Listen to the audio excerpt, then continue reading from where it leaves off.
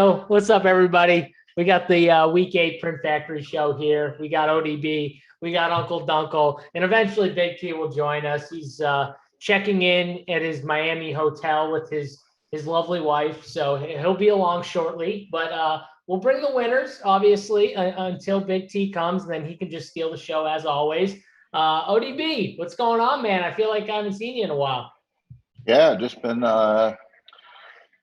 every day at the Rio here in Las Vegas playing World Series of Poker events. We haven't done anything yet. We got a fifth place finish, but we don't celebrate fifth places. We need top threes. So still got another month of that. So we'll see. We're just grinding away. And I missed you guys last week. Didn't have a very good football week. I think it was because didn't really get to talk through the games with you guys, and I find that helps me a lot. Both honing in my opinions and taking what you guys say and kind of merging the two things, or I guess the four things in our case. And but yeah, I didn't get married or anything fun like that, but. I mean, one guy did. Dunkel, what's up, man? I mean, again, I feel like I haven't seen you in a while because I missed you on a couple shows, but I have seen you at least once. But how you doing? What's going on? I mean, the wedding went well. Everything went good. I'm doing good. Everything went well. I was well behaved, which is always a plus. Well, to a certain extent, I guess, but ODB, I'm sure can attest. Being a married dude, along with Tony. Always got to behave. Right. Publicly always behaving. And let's give a quick shout out to the JSU shape up though. I mean, I know we were talking about it a bit on the pre-show, but cleaned up. I mean, I know Tony usually comes to the show with the cleaned up shape up. He's been wearing fitteds recently, but no, it's good. He got one too yesterday. We didn't plan it, just so people know when he comes on. We didn't plan to get a haircut at the same time.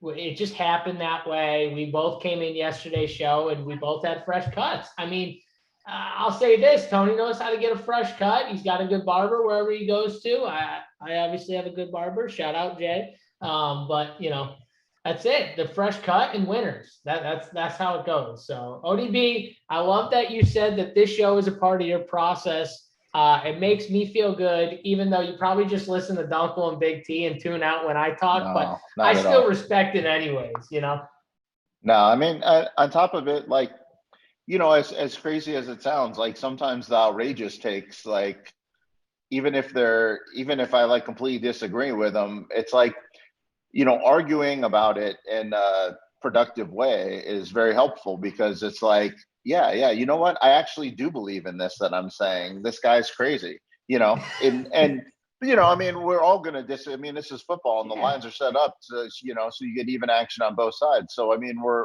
not going to agree on everything and that's fine. But, when I have an opinion and, we start discussing my side of it versus your side of it or anybody's side of it, it helps me decide, like, how much do I want to dig in and stick to my opinion and how much am I willing to cave? And if I'm willing to stick to my opinion and, fight for it, then I feel a lot stronger going to the window, for those teams. And when I'm like, oh, you know what, that's a good point. I don't, I just kind of said that, but I didn't really truly believe it. I find out a lot more about how strongly I believe in something when, we talk it out. That's actually a really good point that you brought up for anyone that feels they're in a solid NFL bettor. They know what they're watching. They listen to the show. Most of them probably listen to the show more to affirm what they feel or to completely disagree. But like it helps their process probably listening to what others say and then just being like, oh, they made a good point there. Or it's like, oh, this guy's completely crazy. I feel even better about my stand now. Like you said, when going to the window and placing that bet. Dunkel, I mean, that's got to be something that you probably feel too. You might not.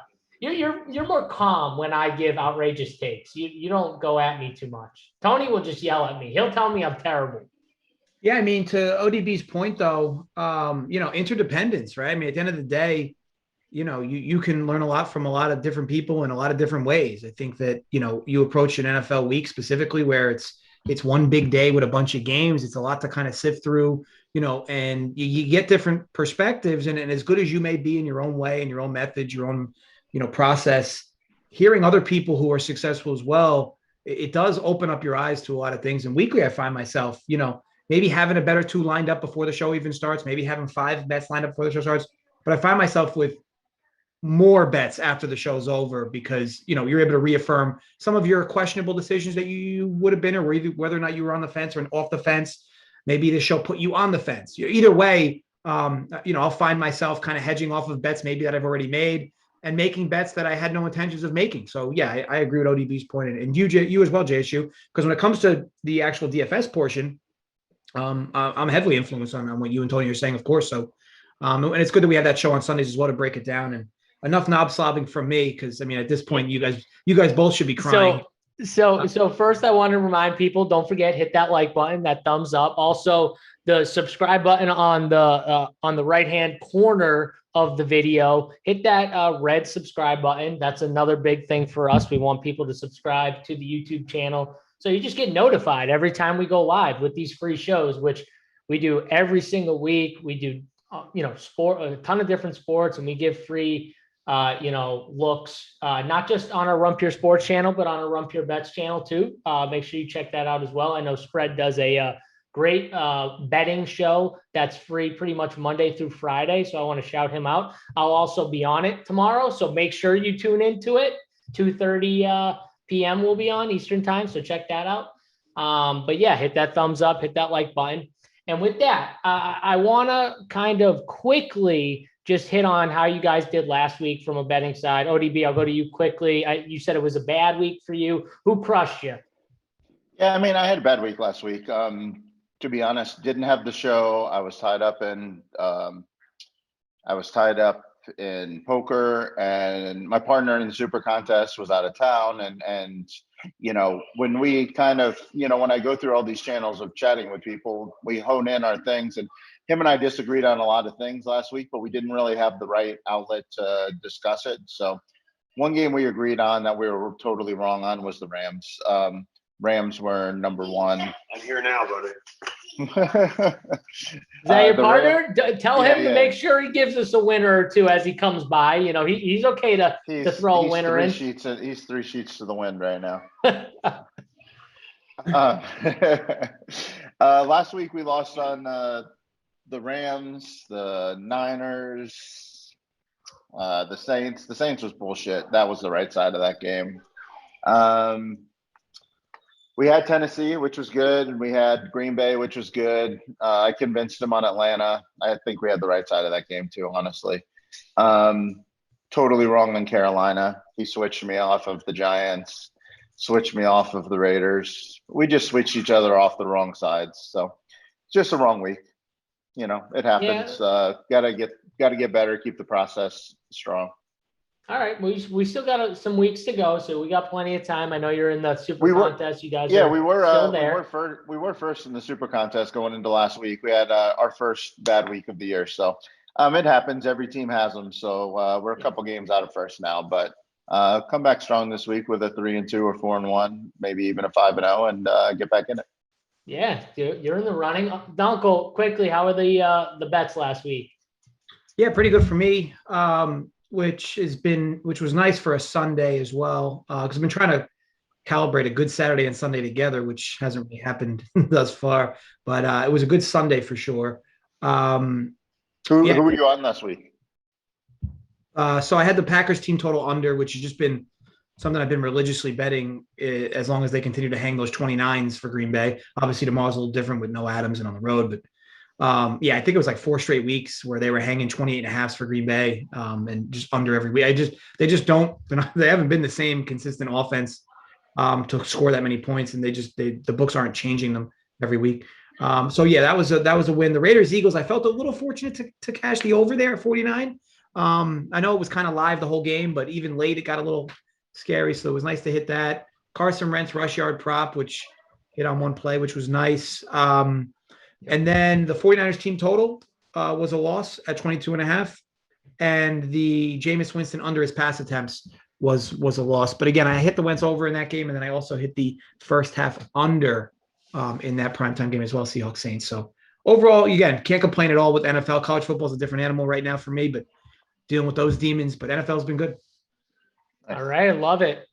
Before we get into this week's slate of games, I just want to remind people, if you're not a premium subscriber, check it out. We got a ton of stuff over at RunPure Sports. RPS Heater 25 gets you 25% off your first month's payment, as long as it's a monthly subscription to RunPure Sports. We got core plays, playbook, cash charts made by Hoot, Title, Mangone, some of the best cash players in the world, laying out each position, their favorite plays at each position, and then they'll tag 3 or 4 core plays for you guys that are cash cores of theirs. And then we've got our GPP core plays with me, Tony, AP, and a few other guys where we'll give you, our 5 GPP cores for the night that you guys can kind of build around. And then also we've got a Discord, full Discord, just everyone's in there answering questions. We got coordinators in there answering questions all throughout the night until every game pretty much locks.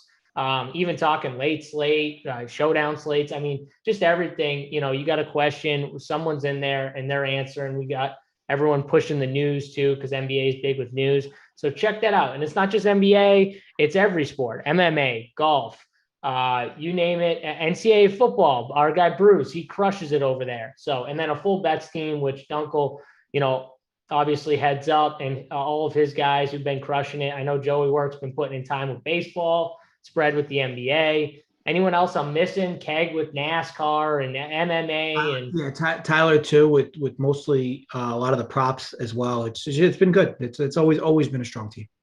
Yeah, so check them out too. Don't forget, subscribe. If you subscribe to RunPure Sports, it's only an extra $20 for the bet side. So I mean, like, if you're subscribing, you might as well just throw that extra 20 on. Like, it's free money with all these guys. It's really good insight too, for your DFS and your betting. So check that out.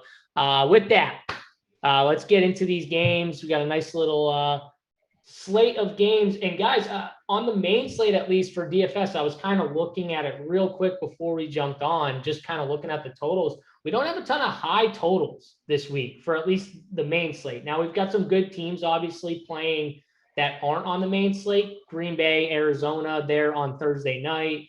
I think KC is not on the main slate either.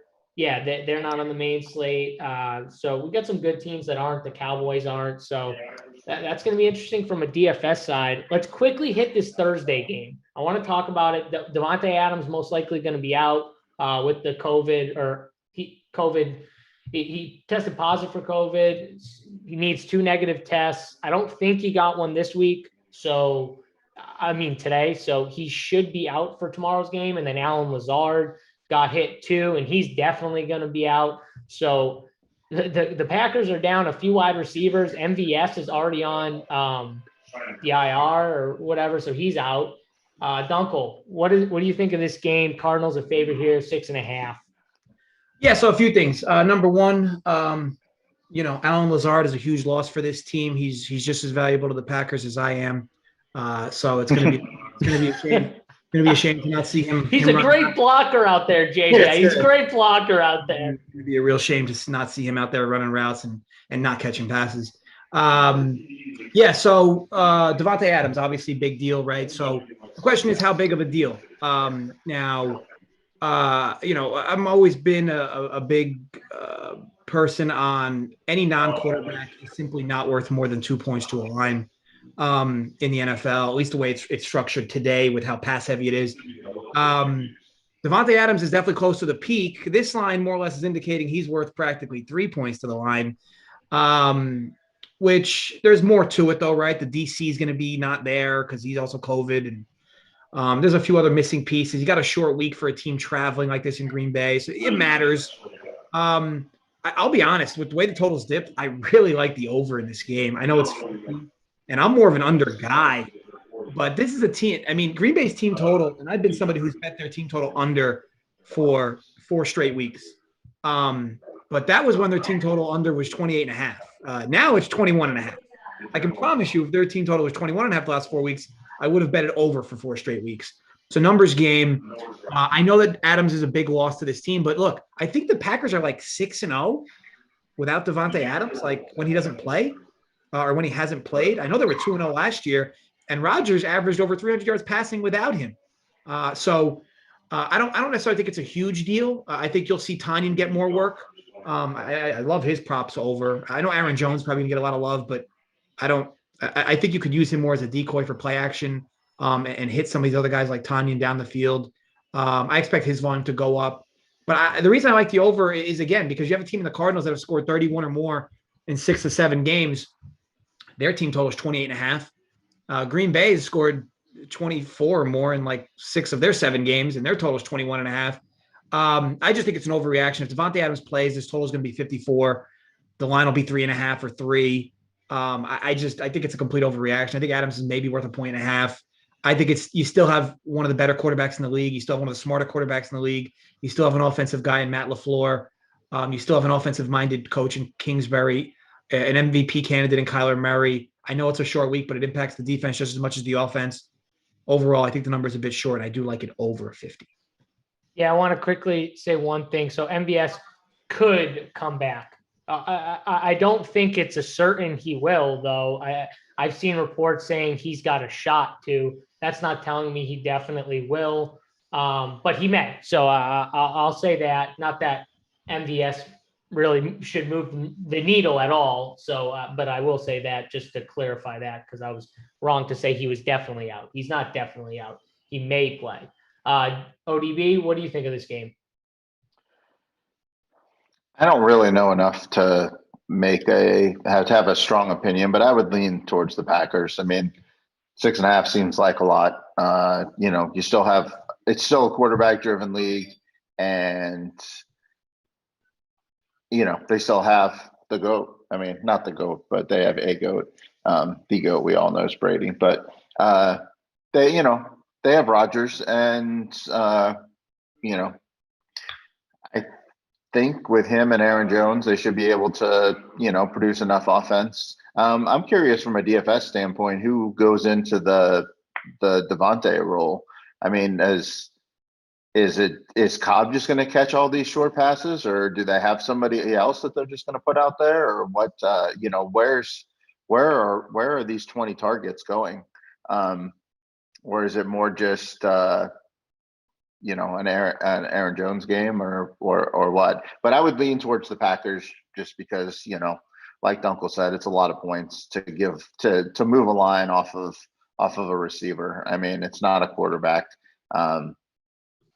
But I mean, the Cardinals have overperformed pretty much every game this year, so I don't have a super strong opinion. Yeah. So to your question about who fills, there's not one person that fills Devonta Adams' role. From a DFS perspective, I don't think there can be, right? I think that there just has to be multiple guys that kind of, help out. I don't think anyone's going to be able to do what Devonta Adams does. If MVS comes back, he's a field stretcher, which is obviously someone they could use, but like a guy they could put in. I think Randall Cobb makes a ton of sense from the standpoint Rodgers knows him. He trusts him. He's played with them for a long time. They're good friends. I think he actually makes the most sense as someone who could end up being the leading receiver for that team. Or I could see Aaron Jones just playing in a lot of 2-back sets where they can line him up all over the field and get him the football in space, which makes a lot of sense as well. So I think it's one of those two scenarios. I don't know if you guys, JJ, I don't know if you have a take on that. Yeah, I mean, it makes sense. It makes sense. I look at a spot like this and I try to put myself also in the Cardinals' shoes, right? I mean, if I'm the Cardinals, like I am selling out to stop Aaron Jones. Like to me, it's like, let somebody else in this team beat us. Aaron Jones is a great pass catching back. He's good between the tackles. Force Aaron Rodgers to beat you with somebody else. I think he still can, but at least force him to. That was why I kind of lean towards Tanyan, the guy that Rodgers trusts. And look, when Rodgers has shown this on third downs, Devonta Adams, this doesn't go in the stat sheet. The dude is just a third down conversion machine. Right. Like when Rodgers is like on the move on 3rd and 5s, 3rd and 8s, it's like always Adams for a first down. But doesn't that tell you he just goes to who he trusts the most? So like if we take the man who we trust the most out, who's the next guy? It's probably Aaron Jones, but after that, it's probably Randall Cobb, right? It could be. It could be. I think that's why I think specifically Tanyan's going to get a little more love tomorrow. I think that Maybe in the red zone, though, it is Tanyan. We could be both right in a way where, like, in the red zone, it's Tanyan, and, not in the red zone, it could be Cobb. You know what I mean? And that could actually be. It definitely could be Cobb. I just think Cobb's just complete butt cheeks. Yeah, I mean, he sucks. I mean, it's all about Aaron Rodgers, though. If he chooses to go to him, he chooses to go to. Like, he is the man. Like, when it comes to Aaron Rodgers, I don't put it past him to try and make Randall Cobb a thing in 2021 in Week 8. Like, I just don't. I think he's good enough. I honestly do. You want me to throw out the Amari Rodgers, Malik Taylors? Yeah, they could have a role, but I think it's going to be Randall Cobb, as much as no one wants to say it or think he's cheeks, but that's it. Well, let's not spend too much time on Randall Cobb and these shit Packers wide receivers. Let's move on. We got better games to talk about. Let's talk about the Carolina Panthers, Atlanta Falcons. Falcons here in Atlanta, -3. They're favored. 45.5 is the total. I talked about Sam Darnold at length. I've said he's not a good quarterback for many weeks now. He stares down his receivers way too much. He gets locked into what's his name? DJ Moore, just constantly. And he gets in trouble because he throws interceptions because he's just staring him down. He finally got hooked a little bit. I thought it could be PJ Walker time. They're saying he might still be the quarterback this week. Hopefully at some point they'll just get him out of there and let PJ Walker try and play, because I think PJ Walker actually has a little talent. JJ, what do you think of this game, though? Yeah, very slight lean on the Panthers over their number, which is 24.5, I believe. 24, yeah, 20, I think either 23.5 or 24.5. It's a key number, but we'll call it even at 24. This is more to do with, teams just seem to get right against the Falcons offensively. Now, I know the Panthers have been struggling on a few different ways, and like I often say, your best defense is good offense, right? And the Panthers have not had good offense, and it's impacted their defense. They're getting dominated. They're starting to get dominated more and more in time of possession, which is making a good defense look bad. You can actually make a really bad defense look good if your offense can chew up a bunch of clock. But here, I just think like Atlanta's getting a lot of like respect for like the wrong reasons. Like I know that like before the season, people thought this team would be okay. They come out and look like complete shit their first few games. And like, look, they beat the Giants, the Jets, and the Dolphins. And the Dolphins was a weird game too, where Tua somehow looked really good against them. To me, anybody who seems to play the Falcons looks good. And it's a short number for Carolina. I think it's a good correction spot for this offense. I know Darnold's been pretty bad since the first start of since the first few games, but again, teams have just seemed to correct themselves against this team, and hopefully Darnold gets one more shot, because I do believe this would be a get right spot for him. And assuming 24 is, I think, the number I've been seeing around. I do like that number for Carolina to push over. This team still has been decent on offense, and they did throw a stinker against the Giants, but again, this is a whole different defense in Atlanta. They don't get any pass rush, which is really the big thing to Darnold, right? Darnold can be a decent quarterback when he's not touched. And this Falcons team is one of the worst pass rushes in the league. So, yeah, I like Carolina over their team total. I know it's not a popular bet, but I do like the spot. ODB. JJ likes Carolina. What are you thinking? I actually like Falcons in this game. I like what the Falcons are doing. I don't know why, though. It's kind of weird that like just some jerseys seem to do the same thing no matter who's in them and who's coaching them. I mean, how does Atlanta just constantly blow leads no matter who's coaching them, who's running the show? I mean, I can't – what they did against the Dolphins, I don't know if you guys watched that game. That was kind of like probably a game a lot of people weren't tuned in on. But the Falcons scored a touchdown with like 8 minutes left in the game to go up 12, and they kicked an extra point to make it 13. And at that time, I was like, what are they doing? I mean, it was And it ended up coming back to haunt them. I mean, the Dolphins scored 2 times and went up one, and then Atlanta came back and scored. But I like what Atlanta's done recently, even though it has been against the Jets and the Dolphins. But they're using Pitts more. Ridley's back. He didn't have a great game. I expected him to do a little more against the Dolphins, but I really don't like what Carolina's looked like since McCaffrey's gone out. And I know running backs don't matter is, the popular thing, but like maybe McCaffrey matters. I as a guy who supported Darnold and thought like that he was a decent quarterback, I'm finding a tough time defending him lately. He's just looked really, really bad. And I mean, this team looked terrible against the Texans. They looked terrible against the Giants. I mean, they looked awful last week. I mean, that was a complete and utter beatdown at every level. I don't even know who they played in between. Dallas, I think. They got blown up by them, but obviously Dallas is good. I just don't, there's not a whole lot here that I liked from Carolina. I mean, they've just turned it. And I like what Atlanta's doing. I think Atlanta's getting better. Their defense is obviously horrendous. But I like Carolina. I like Atlanta at home. I think this team's trending more in the right direction, and we're still only having to lay a field goal. One team trending the right way, one team not. So I'm gonna lay the small number with Atlanta. Yeah, these are two teams that I really don't like. I really don't like either. But if I have to lean a side, I think I lean Atlanta too, just with how bad Carolina has looked. So I'll take that side. Don't like either quarterback though. Not a fan of Matt Ryan. Am a fan of Kyle Pitts in the way they're getting him more involved though recently. That has at least been good. Finally seeing him just ball out has been nice. I've been waiting for it. Let's move on though. We got the Miami Dolphins and the Buffalo Bills. One of the bigger totals on the main slate, I guess, 49.5, but 13.5 point spread here. Buffalo's obviously favored at home against Miami. Division game. ODB, I'm coming right back to you with this one. Not a great game from a DFS side, unless you like, most likely blowouts. You could play Josh Allen's side, obviously, but what do you think from a betting side? Anything? Well, I mean, I really liked Buffalo the last 2 times they've played the Dolphins. I liked them in week 17 last year when Dolphins needed it for the playoffs, and Buffalo just completely whitewashed them with Matt Barkley as quarterback. I liked them week 2. I think they played them. Complete washing of this team. I think the Dolphins are complete trash.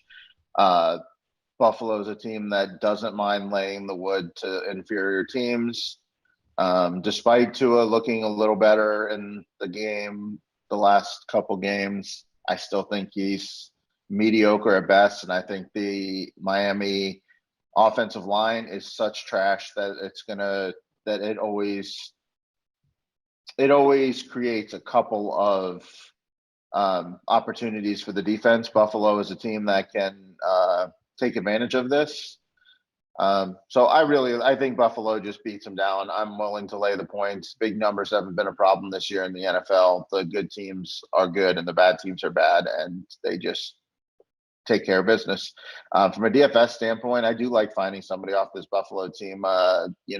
There's no knocks now, so this might be a get right spot for Diggs. I mean, Diggs has not really been what everybody expected him to be this year, and I know him and Josh Allen are boys, and like this could be a time just to be like, you know what, we're going to get you off this time and go for 103 or something. So to his defense, I will say that Tennessee game, he could have had like 3 touchdowns easily. There was one that Josh Allen just missed him. He was wide open in the end zone. I think one Diggs dropped, or there was a penalty. I can't remember. He could have easily walked away from that game with a monster 3 touchdown game. Still had a big game though. I mean, 9 receptions, 89 yards, a touchdown, 11 targets. But you're right. I mean, he hasn't had the finishing monster game. He's went over 100 yards only once. I mean, it'd be a good spot for him to go over 100 yards. Dunkel, what do you think in this game? Is there any bet you see you like? So definitely no bet I'm on, but I do have a question for you guys, and even specifically ODB in regards to survivors. So good with who I've gone with so far, but preseason, at least as of week 1 or 2. I had this week as a Seattle Seahawks week. There is no Russell Wilson, so that does change things a lot. So much for the fact that they're not even in the option pool for me anymore. The interesting piece to this is that I don't even have the Chargers slated to be selected with the current way I have it going. So I could roll them. I could swap out the Bills, who I would use week 18, if we think they're even going to be playing for anything week 18. Hopefully they're playing for like home field advantage. Or I can use the Chiefs and then use the Chargers week 16, which is where I was going to use the Chiefs anyway. Chargers would be at the Texans week 16. What would you do? Or better question, what are you doing this week in Survivors, ODB? I'm not sure what we're doing this week in Survivor. I'm not using Buffalo on our biggest Survivor, which is you have to pick a Christmas and a Thanksgiving Day game. So we have to say Buffalo for that. In my other ones where you don't have that, I might use Buffalo here. Or Kansas City. I wouldn't use the Chargers.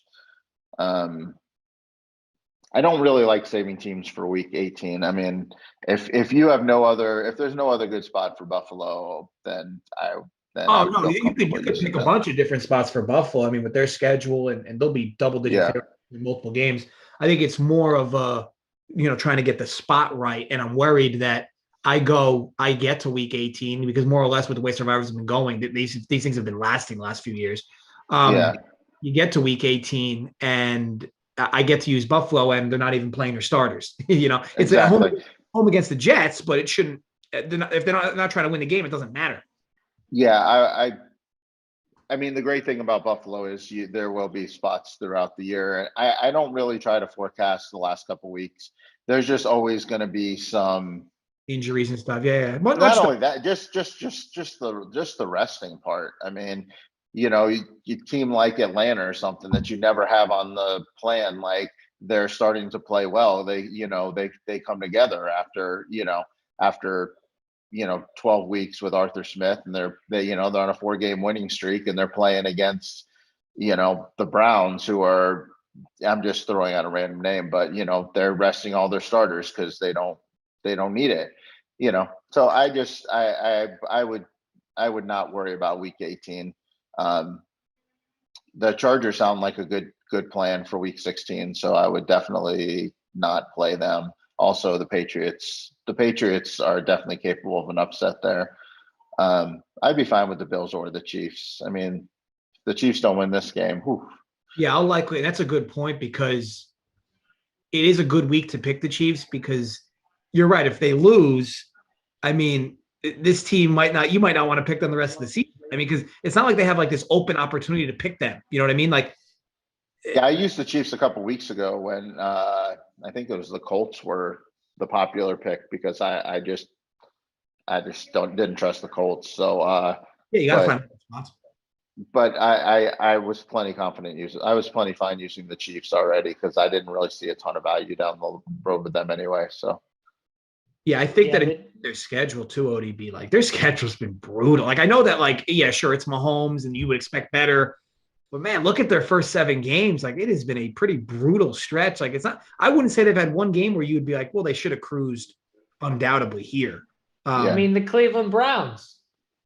From your guys' perspective, I mean, the Cleveland Browns, they should have cruised. I mean, how are they even losing to them at any point? Come on, JSU. Lucky for you, JSU. The better quarterback's playing now.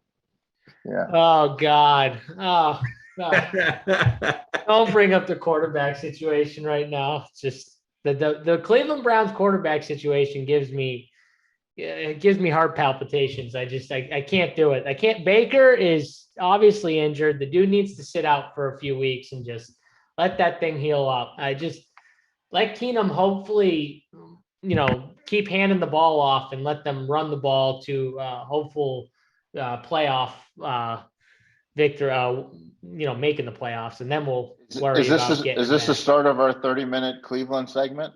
No, we haven't gotten there yet. We'll get there. Oh, okay. Don't worry. All right. Let's go, because I don't want to ramble on Cleveland. We get to talk about them, so I get time today, so I'm happy.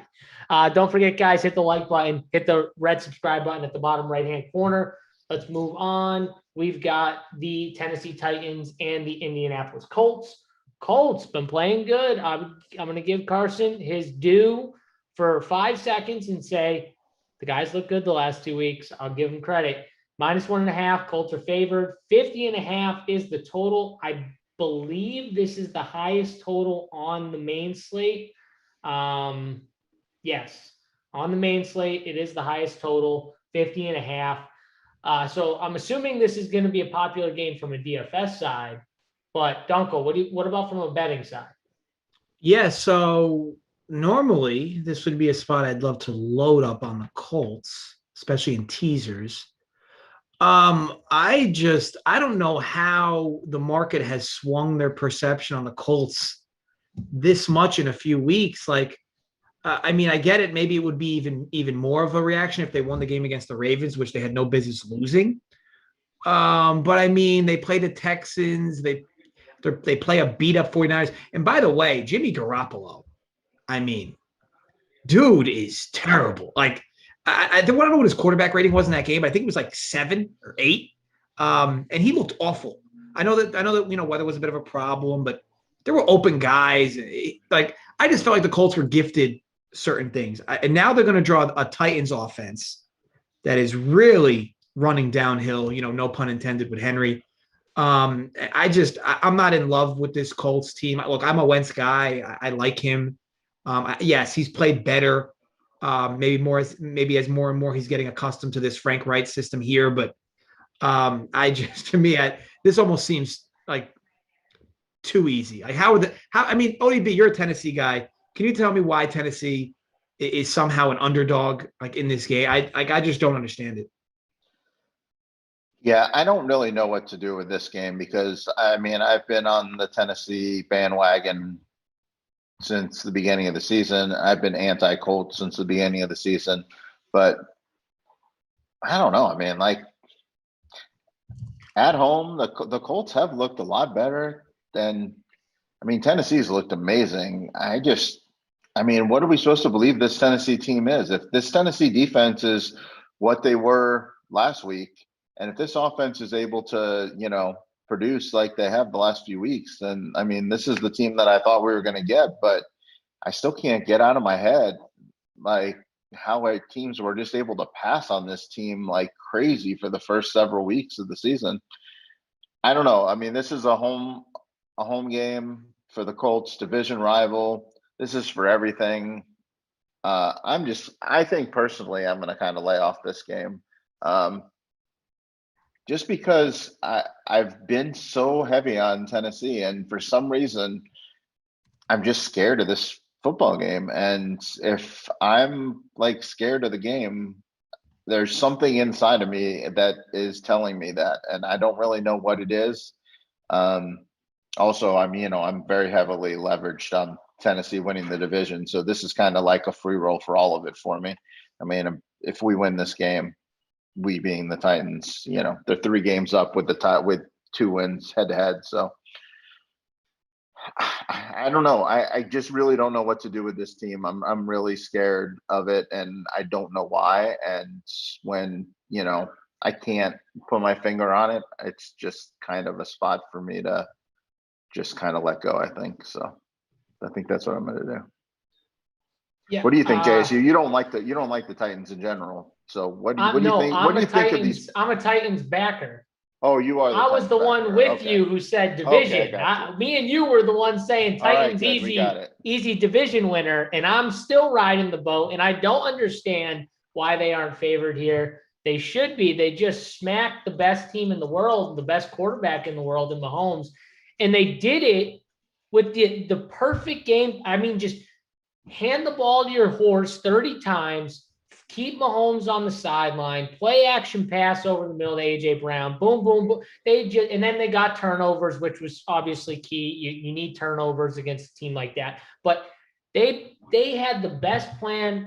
Vrabel has the perfect team to face a guy like Mahomes in a Chiefs defense, in my opinion, because he has the offensive line. He's got the horse running back. He's got skilled receivers around him. If Tannehill can just make a few throws and manage the game enough, they can beat any team. That's how good it is. The question is defensively, if they can continue to get some turnovers, then I'm not worried at all about this defense. It's still not an amazing defense. I don't think it's ever going to be the ODB. I didn't think coming in the year we thought it was going to be an amazing defense. We just didn't think the secondary was going to be hurt by some of the losses that they had in their back end that they were, I think, like originally.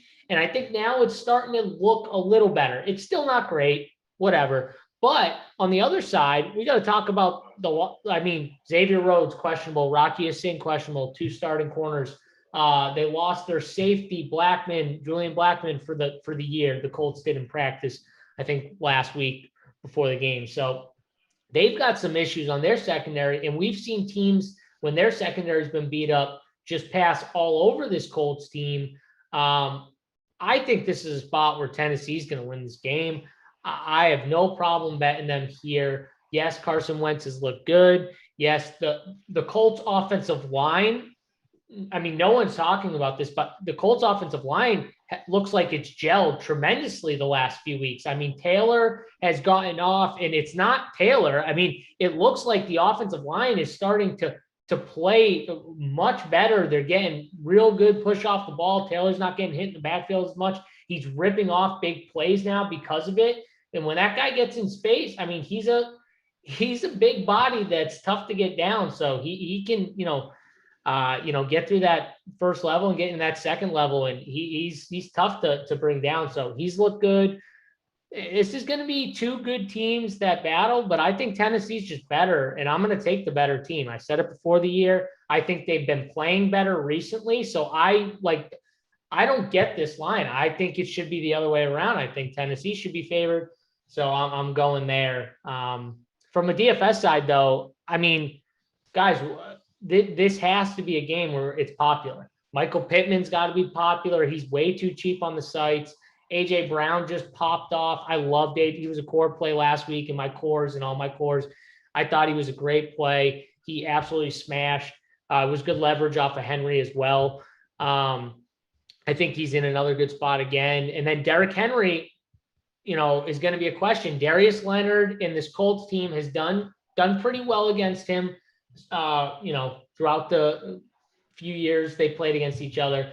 What do you think of that, Dunkel? I know you dabble in the DFS streets. What do you think of the Derrick Henry, Darius Leonard Colts team against the running back for Tennessee? This just, and maybe it's just me, but doesn't this seem like the type of game that would play lower scoring? And yeah, sure, I guess you could argue that like a 24-17 type game, 24-20 is low scoring, and it's still close to the total at 50, but I think it's relative, JSU, because I do believe both teams want to have long sustained drives, because I think that the Colts run a lot of like these short intermediate routes that just keep the chains moving. They keep 3rd and shorts often. Tennessee's kind of the same thing, where they run a lot of these like short plays and take a few deep shots with A.J. Brown and Julio, but for the most part, the Colts are pretty disciplined in that regard. I think Henry could get there. I do think he's going to need one of his like patented 65-yard breakout runs, though. Like I don't think this is going to be the type of game where he's going to churn out 6 yards a carry on his own. 10 yards here, 4 yards here. I think that the Colts behind Leonard, they're really good against the run. I think you're going to see what I'd consider a smash mouth type of game from both sides. I just think Tennessee's better at that. So I think if that happens, I think Tennessee's just better at it. Wouldn't you say, though, that the way they kind of call their passing plays, the short intermediate routes, that's more got to be like they trust Tannehill more in those spots than they do with him just launching the ball down the field, and they want long sustaining drives. So they get that first down, then they hand it off, they bleed the clock, kind of save their defense on the back end because they know it's not as talented. I mean, that plays right into how Vrabel wants to attack, in my opinion. He wants to get A.J. Brown in space where he can make a safety take a bad angle and then he's gone. But like, he doesn't want Tannehill just launching 50-yard bombs down the field, right? Like, isn't that how they want the offense? Well, Yeah. I think that. Oh, go ahead. ODB, yeah. I was just gonna say. I mean, I agree with Dunkel. I like the under in this game. Both these teams play slower. They both want to run the ball. They both want to keep possession of the ball. And I think what you're saying does make a lot of sense. I think, when Henry's most effective, it's in the third and fourth quarter, after they've just beaten down these defenses. And the way you beat down these defenses and the way you make them tired and the way you make Henry most effective at the end of the game is to keep the ball and to run a lot of plays. I'm with you. I had Tannehill and Brown last week, and I faded Henry. So that worked out nicely. One of my few wins last week. So I think that if this is going to be a popular DFS game, I would probably like to stay away from it. I do like Pittman a little bit because I still do think Tennessee is susceptible deep, and there's not a lot of options on that Colts team. But I think if I'm going to make a play on this game, I wouldn't mind the under. I think that there's not going to be as many possessions as you think, and obviously you always have the big play ability with Henry and AJ and Julio. So, I mean, we could get burned there, but I wouldn't mind. I wouldn't mind just riding the under and looking at a 27-17 type game, or 27, or 24-21 game, something like that. Yeah, Michael Pittman, 5.3K. So that's a real that's nice a hard price one tag. Yeah, that's a hard one to fade. Yep, he's going to be popular though, for sure. So if you're, you don't like the chalk, he's going to be chalky. That's no doubt. Might be back, right? Definitely. What? Eli might be back, right? Or was he ruled out? Is he ruled out? I don't know if that's he didn't practice today. We'll see. I'm sure it's more of like an up in the air thing. I don't see anything saying he'll play. Maybe there's some optimism that he could play, but I don't think there's a for sure, like he's definitely in or not. So still waiting on it, but it's Wednesday. So, I mean, who knows? This is, if this guy gets a practice in Thursday or Friday, he could be good to go. So we'll have to keep on that. Either way, though, I think Pittman is clearly Carson Wentz's favorite target. No doubt in my mind. That throw he made in the fourth quarter, raining and everything, and he just lobbed it up. That just told me everything I need to know when it comes to the end of the game, who he trusts the most. That dude is the guy he trusts the most, making that pass at the end. I think Pittman's also a stud, but I like him. Let's move on though to another kind of shitty game.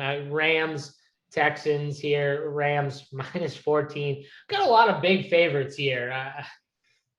47.5 is the total. Kind of worries me a little bit. Just I hate these, monster favorite games from a DFS side, because I just always fade them.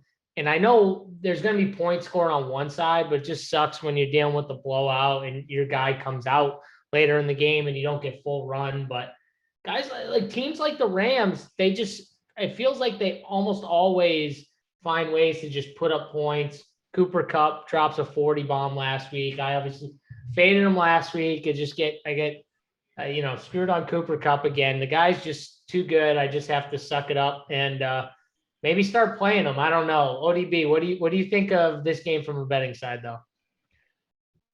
I mean, I'm not one of the guys who are scared of laying the big digits, and I'm also not afraid to play guys in the big favorite games. So I'm fine to lay the wood with the Rams here. I think especially having a close game last week with the Lions kind of might get their attention a little bit.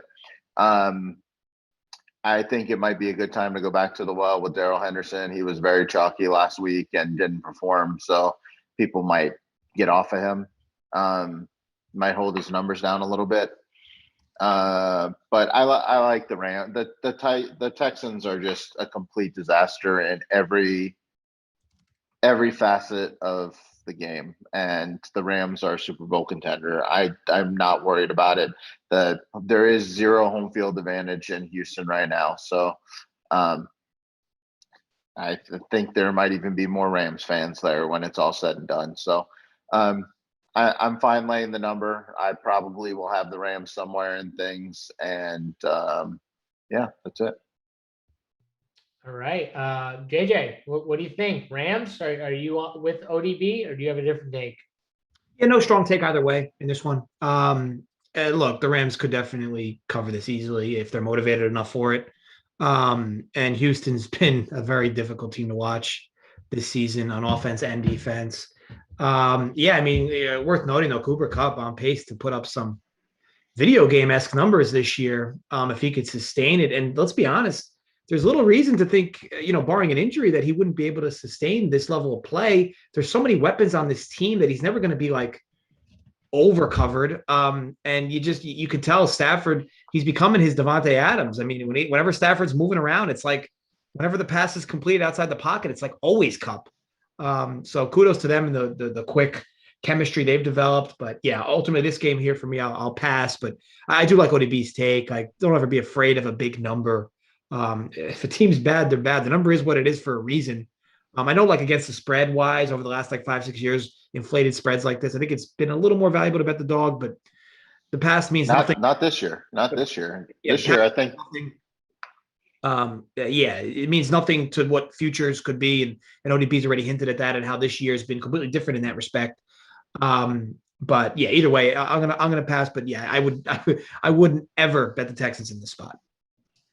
Yeah, Cooper Kupp went from just a PPR monster, like solid bunch of targets, short targets, to he's throwing deep passes to him. He's getting red zone looks, goal line looks. I mean, the guy he's getting everything now. I mean, he's got 4 games with 2 receiving touchdowns. 4 games. They've played 7 games. 4 of them he's had 2 receiving touchdowns. He had 1 game with 1, and then 2 games he didn't have any, but still had at least 10 targets in every single game. I mean, talk about consistency.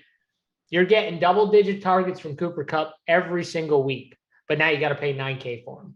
But he's been pretty friggin' good, so I get the price tag.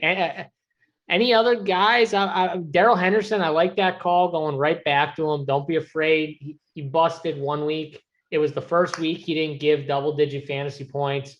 I have no problem going right back to him. I played him last week. I also played Josh Jacobs and Miles Sanders, both guys who got hurt Miles Sanders got hurt in the first quarter. Josh Jacobs got hurt in the second quarter, and Daryl Henderson busted. So my running backs were not a good scene. My wide receivers were great. My running backs, very, very terrifying scene. Wide receivers, different story. I had Mike Evans, AJ Brown on every single team. That felt good. Running backs did not. Van Jefferson. I like Van Jefferson again. Liked him last week. Talked about him on Up the Walk Show with JJ a little bit. Still cheap. Going against Houston. No problem playing a guy like Van at that cheap price tag. I think he's 3.9K. Sign me up. I'll go right back to him. Nothing from the Houston side, though. Let's move on. We got Jacksonville Jaguars and the Seattle Seahawks. Seahawks are the favorites here, -3.5. Oh, boy. I haven't got to talk Jaguars with you guys in a while. I'm psyched. I got an interesting take on this game, but I want to hear yours first, ODB. What's up? What are we liking?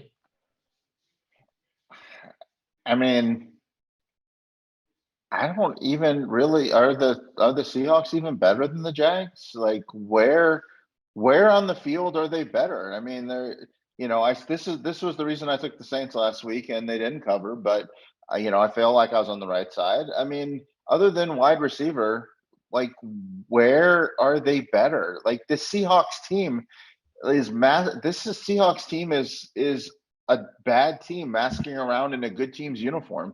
They're just not good. I'm actually shocked the market did manage to push the Jags here. I was really hoping we were going to get 5 or 6 in this spot because I was going to like the Jags. This number is short. The Jags still are not very good. So, I mean, we have 2 terrible teams here. But, I mean, I'm definitely not playing Seattle. I can tell you that.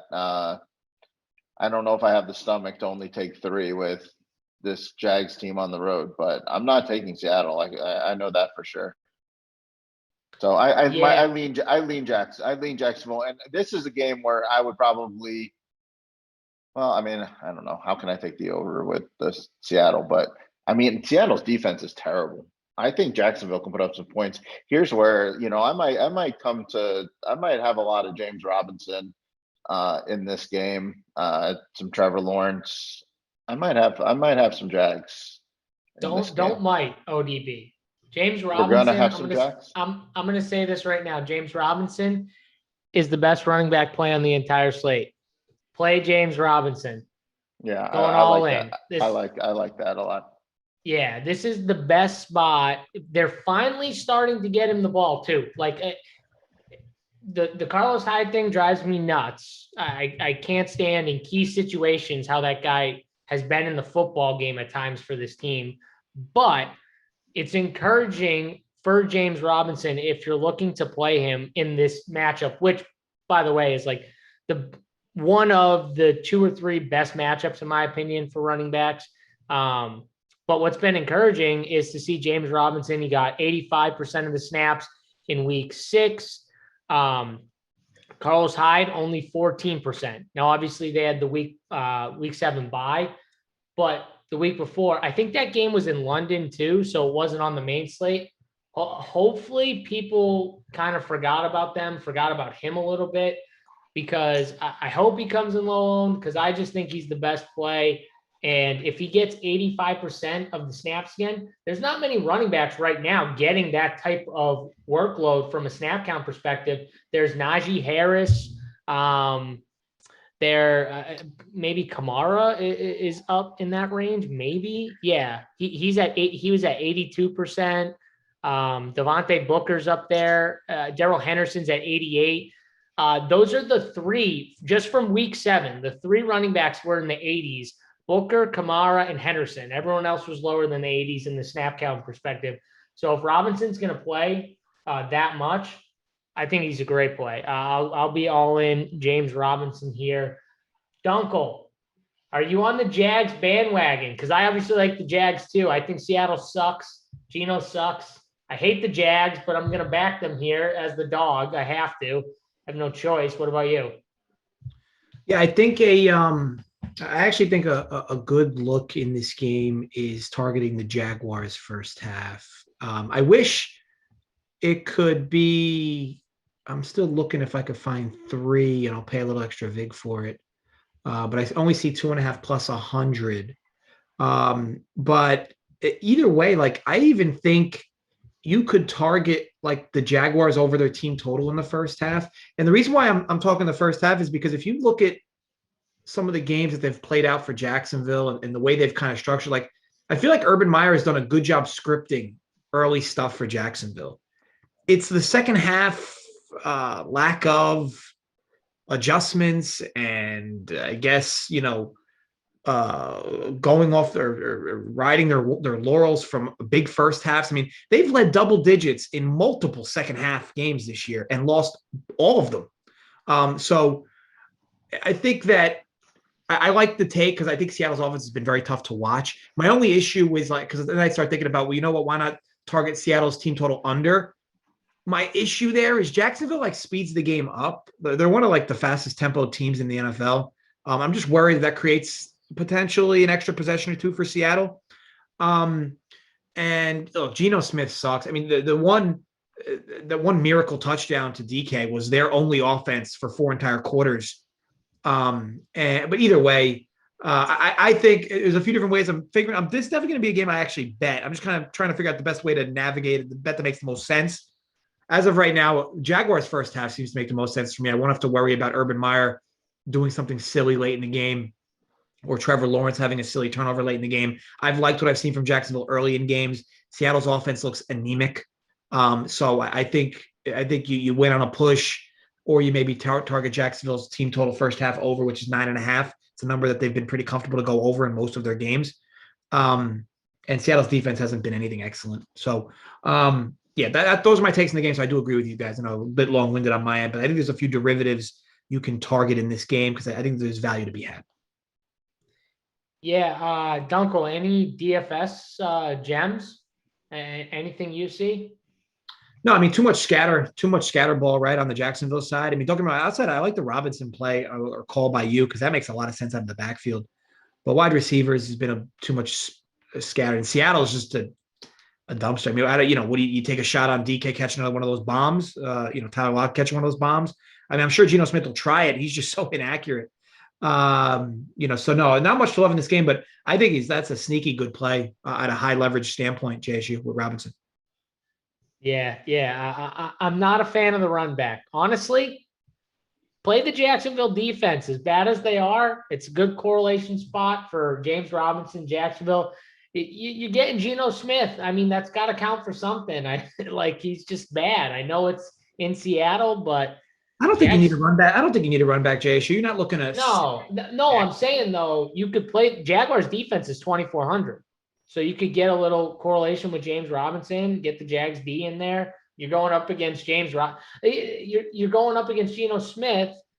It's not terrible. I honestly don't hate it. I probably will have some just because I think Geno Smith is that bad. And the other reason, just to finalize it, why I like the first half is this team's coming off a bye, right? I mean, so I've liked what I've seen from them scripted on a week. I feel like I'm really going to like what I see from them scripted early in the game after 2 weeks. So I think it's a good spot for Jacksonville to come out early and score points. All right. I like it. Let's move on. We got the New England Patriots and the LA Chargers. Chargers -5 are the favorites here. 49 is the total. ODB, I'm going to go to you here. What do we think of what do we think of this total at 49? This game's in LA against the Patriots. Patriots obviously put up the 52 ball against the Jets, but this is not the Jets. This Chargers team is a really good team. What do you think about this? Yeah, I mean, this is typically a spot. I mean, I like the Chargers team, and I haven't really liked the Patriots team that much, but I think that it feels like a lot of points to me. Both the total seems high and the spread seems a little high to me. I think this is going to be a Patriot home game. I mean, you have everybody in LA. I mean, the Patriots are a popular team. And one thing about these LA markets, especially the Chargers, is so you can go, if you're a Charger fan, you can go see any game you want. If you're a Patriot fan, you have one game every several years that you can see. And there's a lot of transplants there in Boston. And New England is a pretty popular team all around the country, but LA's got a lot of people. And I've gone to a lot of I spent a lot of time in LA. I used to go to Angel games when the Red Sox played because I was the Red Sox fan. I'm a Patriots fan.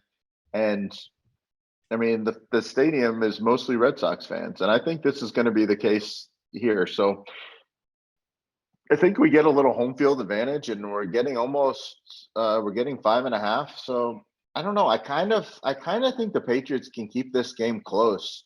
I like the under in the game as well. The Patriots going to try to run it and ball control it.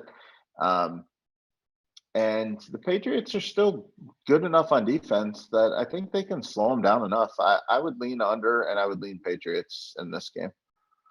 Okay, I like the under call. That's where I was going with the total when I asked you. I think the under is the play here as well. Interesting, you're going with the Patriots. Don't hate it. Dunkel, what do you think of the under, and who do you like for this game? Yeah, I like the Chargers a lot in this spot. I look, the Patriots, 3 wins are the Jets, and the Texans. They kind of hung in there with the Cowboys, but that was a weird game. I know that the Bucs game was also close, but that was a Sunday Night Football weird weather game. And I hate to make excuses for all these games, but the Patriots are still well coached. We know that. But when you look at the talent of these roster, this is offense is so dominant of the Chargers. The defense, I'd argue, if it's not better than the Patriots, it's at worst the same. The Chargers no longer have head coaching issues. which plagued them in the past. They don't seem to have kicker issues either, which have plagued them in the past. I get the aspect of that this team is likely it's going to feel like a road game, but isn't that like every game for the Chargers when they're home and they're off a bye? I really like what I've seen from their head coach. I've of course liked what I've seen from Herbert. Herbert kind of had that stumble game that he kind of needed to have. They were a little bit on cloud nine there for a bit, and everybody kind of blowing them. So a nice little humbling game, right, with the Ravens. Now is a few weeks to prepare for this one. I just think the talent pool is too wide here. And, maybe I'm overestimating, maybe I'm overjudging this Chargers team, which is early in the year, because I wasn't high on this team early in the year. I mean, I wasn't high on this team before the season, but I think it's a small number, all things considered, when you talk the talent pool of these two teams. And New England hasn't proved they can beat anybody of relevance. Now I know that it's a big number though, right? So they could lose and cover or not cover, but I think the talent pool is way too big discrepancy between these two teams. And Belichick's great, but I'm not gonna go ahead and think that the Staley's much worse, because he's looked great in his short term as a head coach, and he's been great everywhere he's gone, to be honest. So I'm just trying to figure out where Patriots even have their edge in this game, and I don't really find it anywhere. So if anything, maybe the run game, their offensive line against that defense, the Chargers have been susceptible against the run. The Patriots offensive line is a solid offensive line. They want to run the football. They want to put Mac Jones in good spots. And at times they have run the football pretty well. And when they can, I think that's when the Patriots are at their best. And if you can stuff the run and force Mac Jones in the third and longs, it becomes a worse scene, right? So I think that's the key to this game. Can the Chargers stuff them on first and second downs, force the third and longs, force Mac Jones in the third and longs? If they can, I think this is a Chargers win, easy going away. If the Patriots can run the football though and put Mac Jones in good spots, I think it would lead more to ODB side, where they have a shot. They have a real good shot to cover in this game. So it just depends on what you think of that. Because I don't think if the Chargers handle them up front on the line and they put Mac Jones in the third and longs, they're going to win this game, and they're going to win it easily. So I think that's what happens personally. I like the Chargers a lot, and I like everything you're saying. But I mean, let's also, are we prematurely crowning this team? As much as I really like them, it's not like they're blowing teams out. I mean, they had to get lucky to beat the Browns. They had that game against the Cowboys where they couldn't do very much. They got blown out by the Ravens. As much as I like this team, have they really proven that they're capable of laying a touchdown to a competent team? I mean, I know it's 5.5, but basically a touchdown to a competent team. I like the Chargers. I mean, they barely beat the football team to start the year. So I mean, they really haven't proven that they're worthy of being in that upper echelon. I think we all want them to be. I think we all love what we hear from Staley. I think we all love what we see from Herbert and Eckler and the emergence of Mike Williams and Keenan. And, we like this team from a fantasy perspective and from what we want it to be standpoint, but I just don't know if they've earned laying almost a touchdown versus a competent team. And, yes, the Patriots wins have come against, the bottom feeders of the league. But like you said, I mean, they've fought with a couple of the better teams in the league. And I mean, I put Tampa and Dallas in the top 5. So, I just feel like this Chargers team has not elevated itself to be worthy of this type of number with the non-home field advantage that they're going to have at this point. I do want them to get there. I do think that they'll get there. I do like everything they have. I just not sure about this. And Bill Belichick, it's not like we're dealing with a rookie coach traveling across the country. I mean, this guy's made this trek 100 times, and he knows how to prepare his team for it. It wasn't like they got beat up last week at all versus the Jets. So essentially they both kind of had a bye. So that's kind of why I lean that way. This is, right now it's not like, I'm not sprinting to the window to make sure I get it, but this is why I'm leaning this way.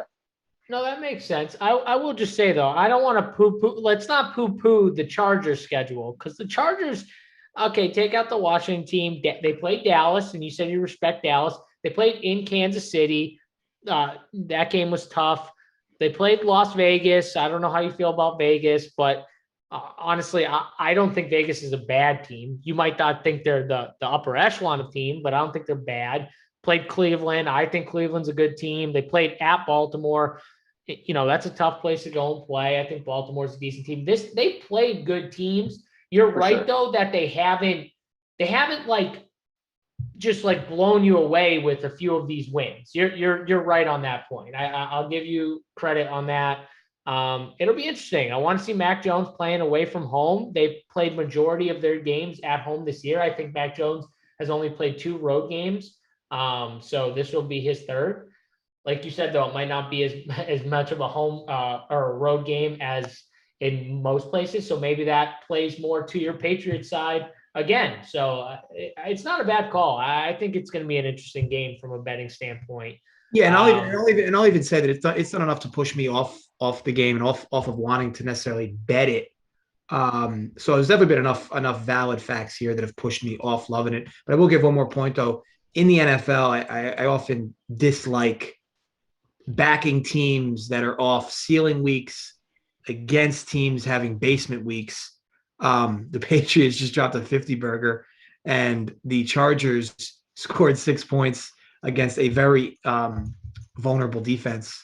And now you get the Chargers off a bye, and they draw the Patriots here. It's just usually a spot in the NFL where the team in the Patriots doesn't show or doesn't perform up to their standards. Just because it's a week-to-week league. But like I said, you guys have done enough to push me off the game entirely. So by the way, just a little off topic, but I just want to get you guys, what do you think of teams what do you think of like the whole like blowout thing where the teams like take their foot off the gas? And I personally think like teams should never take their foot off the gas. Like I think they should just play, even if they need to put their backups in because they're up 35-3. I'm fine with that.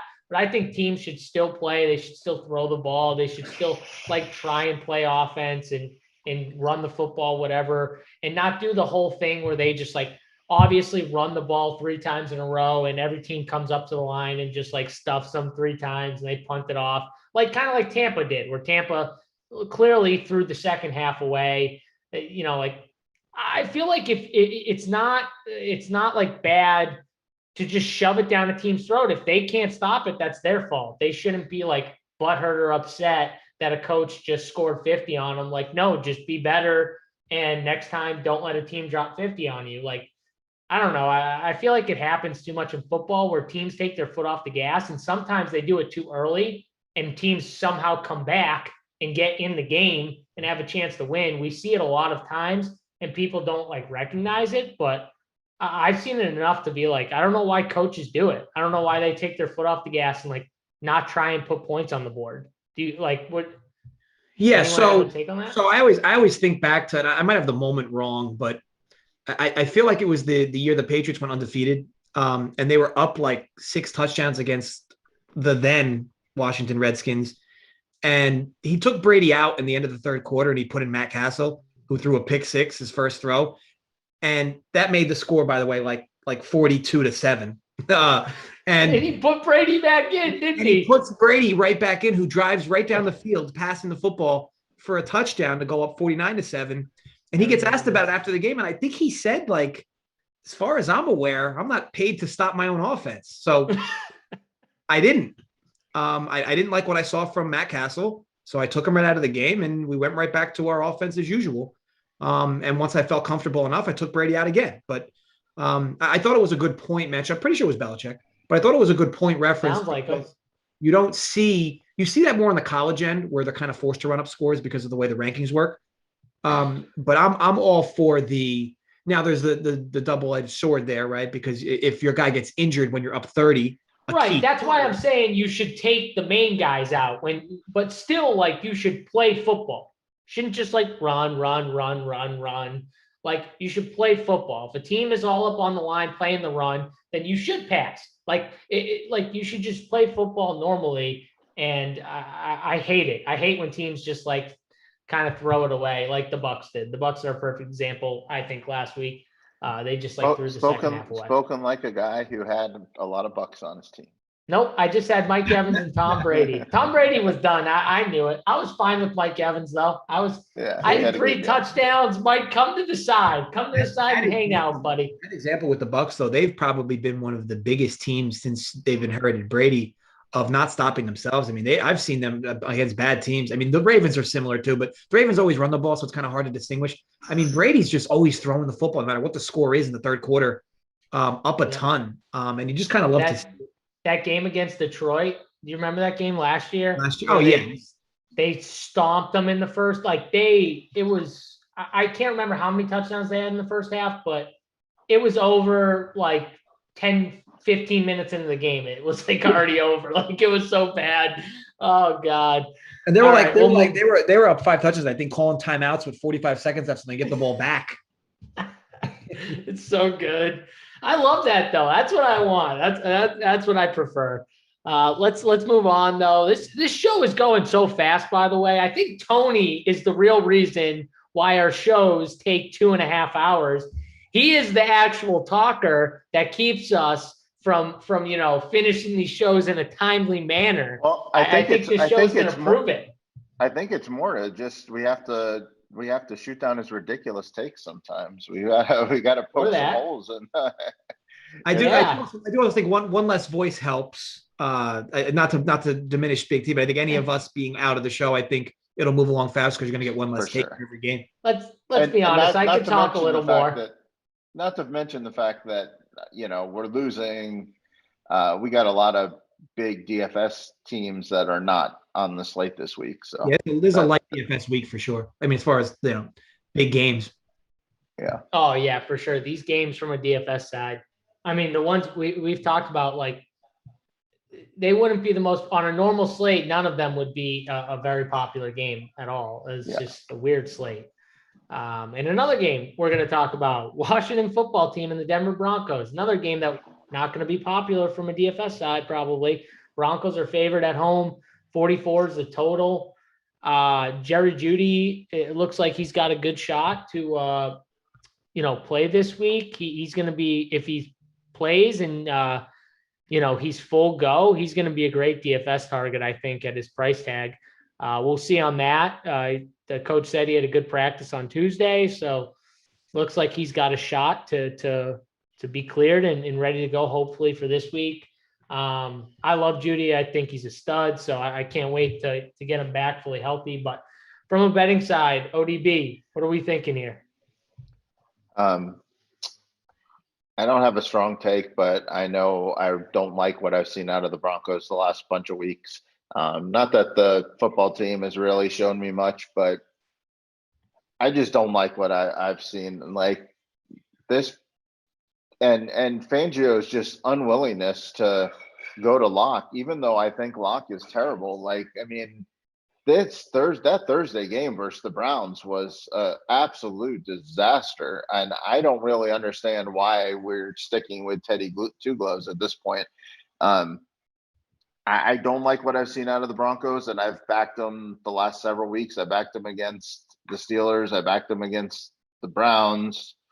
I think there was somebody else in there I backed them against mixed in there, and I'm done with this Broncos team. So I think this is a low scoring game. I don't really like either of these teams' offenses that much. I'm just gonna take the points in a game that I think is pretty much just a pick 'em. So I don't really have a strong take, but you give me a field goal in a game I think is going to be low scoring with, two mediocre offenses. I'm just going to do that. Yeah, JJ, what do you think here? Do you agree? It's like the dog in this. Yeah, I agree. I agree in a correlated fashion. I don't know how Denver scores 23.5 points or 22, whatever. I think it's 22.5. I don't know where that comes from. This offense is.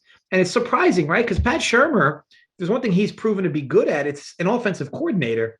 Head coaching was a bit of a struggle in New York for a bit. But as an OC, he's been really good wherever he's been. So I do agree with ODB's point that I think it's time to move on from Bridgewater. I know Locke has his issues as well. I know they have injury problems too with that team, but I do think you do get two good defense here. Washington's defense has been so strangely bad, but they showed a little bit of good life last week against Green Bay. Maybe they build on it here. Either way, it's probably a game that lacks a lot of oomph, probably a lot of short plays and a lot of bleeding of clock. And I'm in the correlated fashion here where I think Denver goes under their team total, which is likely, I think it's 22 and a half. It's a big number for them in this spot, in my opinion. Yeah, this game is just, it's not doing it for me. Maybe a receiver, if, Judy's back and he's healthy, I could play him at 4.9K, but outside of that, not much I'm going to like from this game. Let's move it along. I would take the points, by the way, with Washington. I will say that if I was betting this game. Let's go to the Bengals and the Jets. We don't need to spend too much time on this one. Bengals favored minus 10.5, 42.5 is the total. This game is in New York, but man, the Jets just got clobbered. The Bengals are coming off a high with a great win against the Ravens here. Bengals look for real. I mean, they look for real. Jamar Chase is a stud. Is it just Bengals or pass? Like, no way we can back the Jets here, JJ. Yeah, I'm just trying to pull up where the best number is, but I am really assuming this is going to be 31-ish. I am really going to like that team total under for the Bengals. 27. Okay, I figured based on the total it would have been a little higher than that. Assuming we get a little more steam, which I guess we might not, but I would have really liked this to have been 28 or over, and I would have bet it under. At this number, it's a little more difficult. I don't, and it goes to ODB's point before about the Chargers not really deserving of being this level of a favorite. I don't even know if the Bengals locker room knows how to react to being a favorite like this going into the week. Like where is the same level of game prep for a young team like this to travel on the road and be this big of a favorite?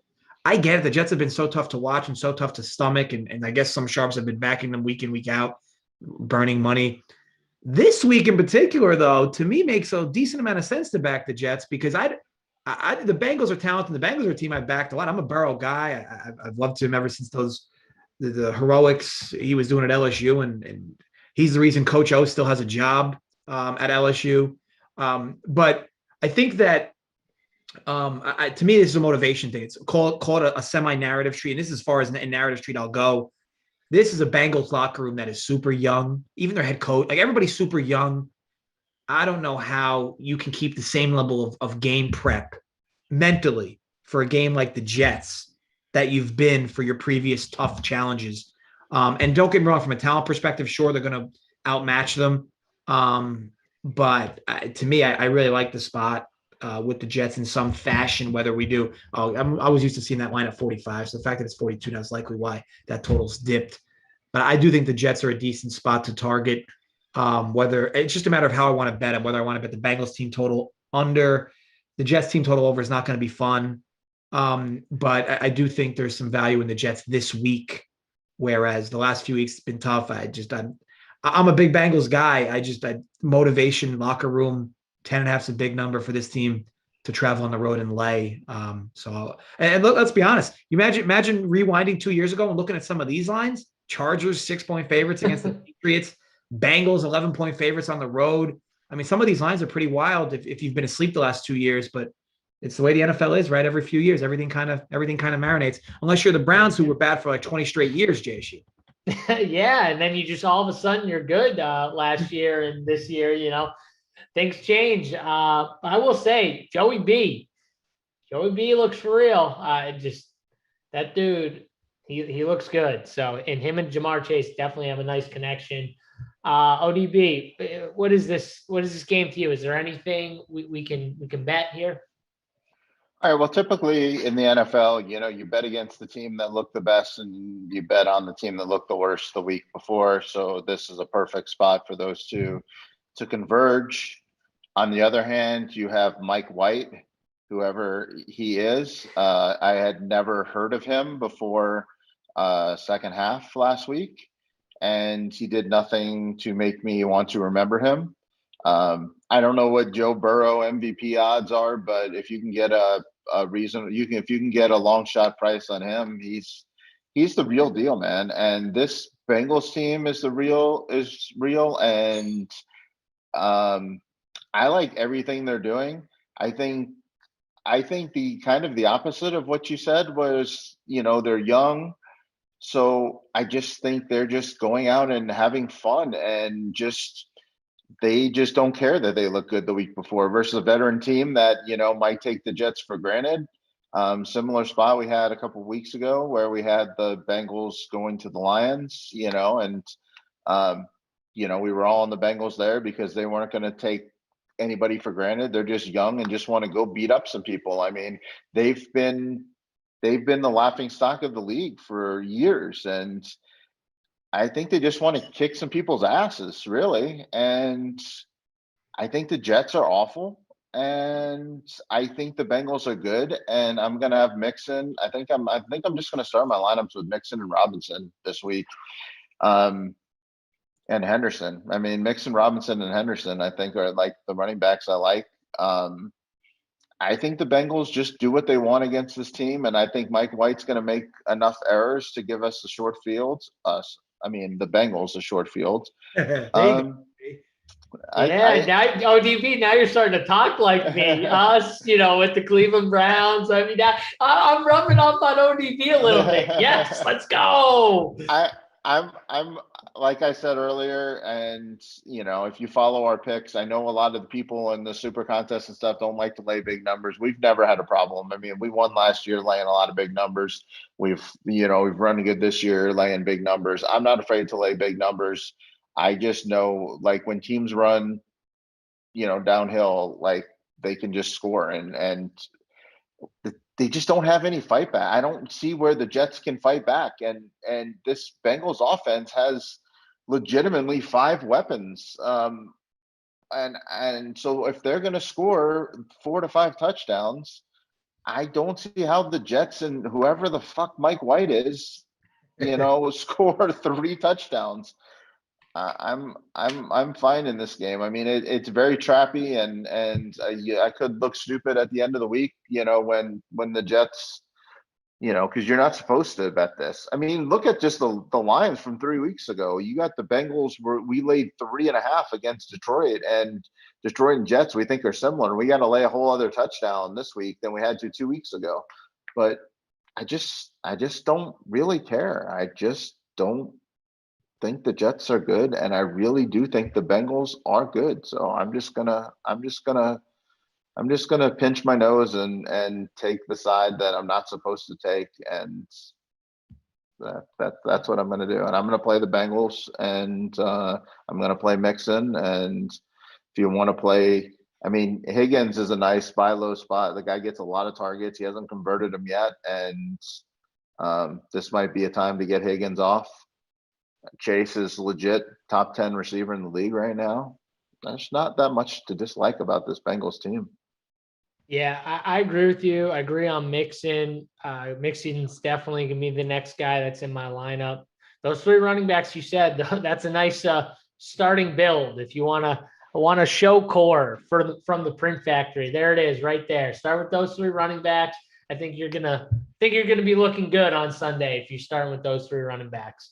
One other guy I will say, Michael Carter, with Tevin Coleman out, he was 9th in snaps overall in week 7. Played 72%. That's 9th from the running back spot. So he's playing a lot more. He's on the field a lot more. I think he had 9 targets in the passing game. So for DK, I mean, if you're playing on DK, he's 4.9K. He's getting the looks in the passing game. ODB was talking about who the fuck is Mike White or whatever his name is. Well, Mike White is probably going to be checking down to Michael Carter a lot in this game. So I would expect Michael Carter to be a decent look in tournaments if you're paying down. I do think, though, overall, this slate, there are so many good running back plays on this slate. You should be playing 3 running backs here. I think it's a 3 running back slate. Some weeks it doesn't matter. Some weeks I think, one wide receiver, running backs are just so loaded to a point where I force one side in. I definitely see myself. I haven't built any lineups yet, but I see myself playing 3 running backs on most of my teams for DFS for sure. Let's move on though. Let's get to the San Francisco 49ers, Chicago Bears. 49ers minus 3.5 here. Low total, 39.5. Bears looked really bad, but I think it was a little bit of just Tampa's just a much better offense. The Bears couldn't stop them, and they forced Justin Fields, forced them to abandon the run, even though they were running the football actually good against one of the top rush defenses, and they just forced Justin Fields to end up throwing the football. And he's just not there yet, whether it's a little bit of Nagy and him as well, but they need to be in spots where it's closer. They can continue to run the football throughout the game, and it gives them at least a shot. When they're playing teams like Tampa, it's over if your defense can't stop them at all. Like, you're done. So that's what happened last time. Fields was bad. The whole offense was bad outside of, like I said, Khalil Herbert had a decent game. But from a bet side, JJ, I mean, anything you like? 49ers, Bears? No, not really. First of all, that game Justin Fields had against the Bucs, the entire game was a blooper reel. I mean, it was 3 picks. I think he fumbled 3 times as well. He got sacked like a ton. I tell you what, love anything as much as Justin Fields loves taking sacks. The dude just holds on to the ball forever. But to be honest, I do blame Nagy a decent amount. I think he's one of the worst coaches in football. I don't know how he still has a job. You watch their games and like, to your point, JSU, like, this team does certain things well, and then like he stops doing it mid-game, and like you're kind of left wondering what happened. Like, you're just trying to like think that you use it as a decoy, but like, why would you do that? You have a poor offense as it is, and it started moving well, and you just kind of stopped it yourself. I think Justin Fields and his blunders fit perfectly with Nagy and the way he coaches the Bears. So I think the two of them are a nice little couple there in Chicago. Hopefully he can get a little better tutelage, because I do think Fields has tremendous upside. But wow, some of those throws that were interceptions were like, woof, not even close. And the 49ers, I mentioned before, Jimmy Garoppolo, that was one of the worst quarterback performances I can remember. And sure, Justin Fields had like the 6 bad plays between the fumbles and interceptions. But Jimmy Garoppolo, I don't think did anything right through 4 quarters in the Colts game. So he's an issue as well. Their backup's an issue. The Niners, you would think offense wouldn't be the problem, but it is. And that's why this total is so low. I don't know. For me, I think it's either dog or pass. I can't lay points on the road with Jimmy Garoppolo. But Justin Fields is like you said, JSU, he's got a long way to go. There's some decent games to target in DFS and in betting. This is not one of them. I'm likely just going to stay away. Yeah, ODB, anything in this game? I don't know how you can trust either of these 2 teams, to be honest, but anything for you? These are 2 teams I hate. I didn't like the Niners coming in as much as the market did. I thought they were extremely overvalued, but yet on their free fall, I've kind of tried to make the Niners a thing, because, trying to not dismiss the pre-market, the preseason market. But they're just not good. So I'm done trying to make them a thing. I do not think Justin Fields is a thing as well. So I don't like the Bears. But this is a kind of game that the Bears can win or keep close. I mean, when I don't like the Bears is when they have to go blow for blow with a team, like the Bucs, like the Packers. These are the teams that I want to back against the Bears. But in a rock fight, I mean, the Bears might be able to keep it close, and I would lean the Bears direction, but I mean, this is just two bad teams playing bad football right now. And I mean, I'm not excited to back either of them. I'm gonna feel dumb either way. So, but with Dunkel, if I've got to support somebody, I'm gonna take the 3.5 points, similar to the Washington Denver situation. Low total, shitty teams, take the points. I have to call out because we're talking about Matt Nagy. JJ was talking about Matt Nagy and how bad he was. I have to say, I've been watching the San Francisco 49ers. Has Kyle Shanahan just regressed as a play caller? Because he seems like I don't understand the play calling in last game, especially towards the end, the second half of the game. They ran through that Indianapolis Colts run defense, like just right through them for a half. And then it looked like to me, they just slowly started to go away from what was working and put the ball in Jimmy Garoppolo's hands. And I don't think many people are talking about the fact I don't get the game plan in the second half. Did you guys watch that? Did you see a similar thing? I know I was talking to Tony, and me and him were both saying this after, like, we didn't get it. Like, what was the plan? I don't even understand what's going on with Shanahan. I mean, like, we're ready to crown him as the next greatest thing.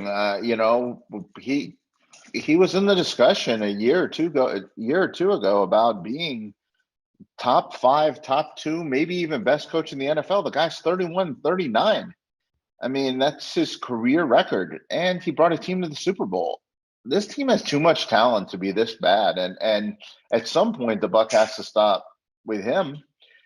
And yeah, I agree with you. I watched so many of their games, and I'm like, okay, well, they're going to turn it on now, or they're going to do, and they don't. And I mean, maybe Jimmy G's just that bad. Maybe Shanahan's not putting him in the right spots. I don't know. All I know is this team does not look good. They never look good. Nagy's out with COVID, so there's a coaching. Maybe that'll even help the Bears. Maybe they'll get somebody else there. I don't know who's going to be calling the plays or running the show or getting people psyched up, but I mean, this would be a good chance to fire Nagy if the acting coach does a good job. But yeah, I mean, these two coaches have been very unimpressive the last 25 weeks of football. I mean, the last year and a half, these two teams have been very, very unimpressive, and I'm not impressed by either coach. So yeah, I agree with you. I agree with you on Shanahan, and its points are nothing for me on this game.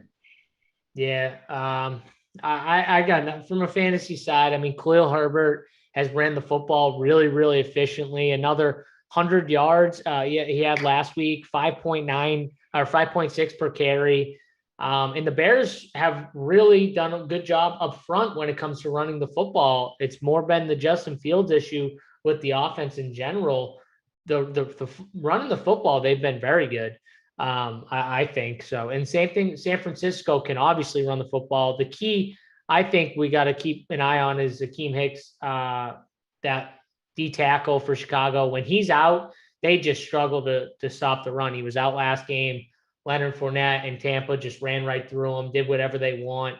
He's a key piece to the Chicago run defense that I don't know if he's going to be out. I haven't looked up anything on that game or that team yet, but if he is out, I think we could attack the run defense with Mitchell if we wanted to. But that's about it. Let's move on, guys. Don't forget to hit that like, hit that subscribe button, that red subscribe button in the right hand corner. Hit that thumbs up. Let's move on to the Philadelphia Eagles and the Detroit Lions. Philly minus 3.5, 48.5 total. I do think from a DFS side, there are going to be plays in this game.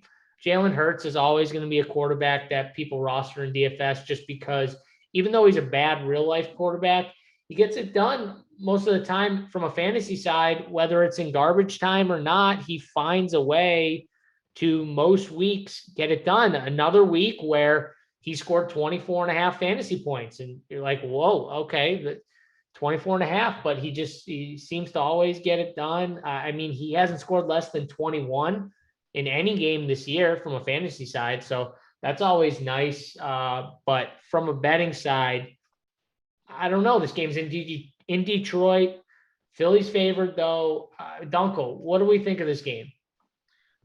I don't. I don't know how people could line up and bet the Lions. I think this team finds new ways to lose games every week. And look, I love the spark out of the head coach and the emotion. And I mean, this team converted 2 fake punts and recovered an onside kick, and what was tied at the half with the Rams. They might have been losing at the half. But I just like, to me, and I get it, there's a big talent discrepancy there between the Rams and Eagles. But overall, yeah, like I want to bet Eagles over their number at 26.5. Part of me doesn't love the fact that I need Jalen Hurts to get me 27, which I guess might be other people's issue. Why maybe the Lions are starting to see some steam. But to me, I don't want to say this reminds me of the Bengals game from a few weeks ago, because the Bengals are clearly better than Philly. But I just like, it's like people want the Lions to be good, and I just don't understand it. Like, this is not a good team. This is an awful defense. The head coach, sure, the taking the chances is great. Didn't matter because they lost anyway. What are they going to do? They're going to fake punt twice a game from here on out. I mean, Jared Goff sucks. So I just, there's so many question marks about this team. And the biggest problem here though is when you bet a team total over for Philly at a number like this, 26.5. You need Jalen Hurts to be accurate, and he's just not accurate as a quarterback. Now, Detroit's going to give him some bigger windows to throw in, but this is going to be a spot 100% that I bet. It's just a matter of, again, finding the right spot. Do I want to bet Eagles first half?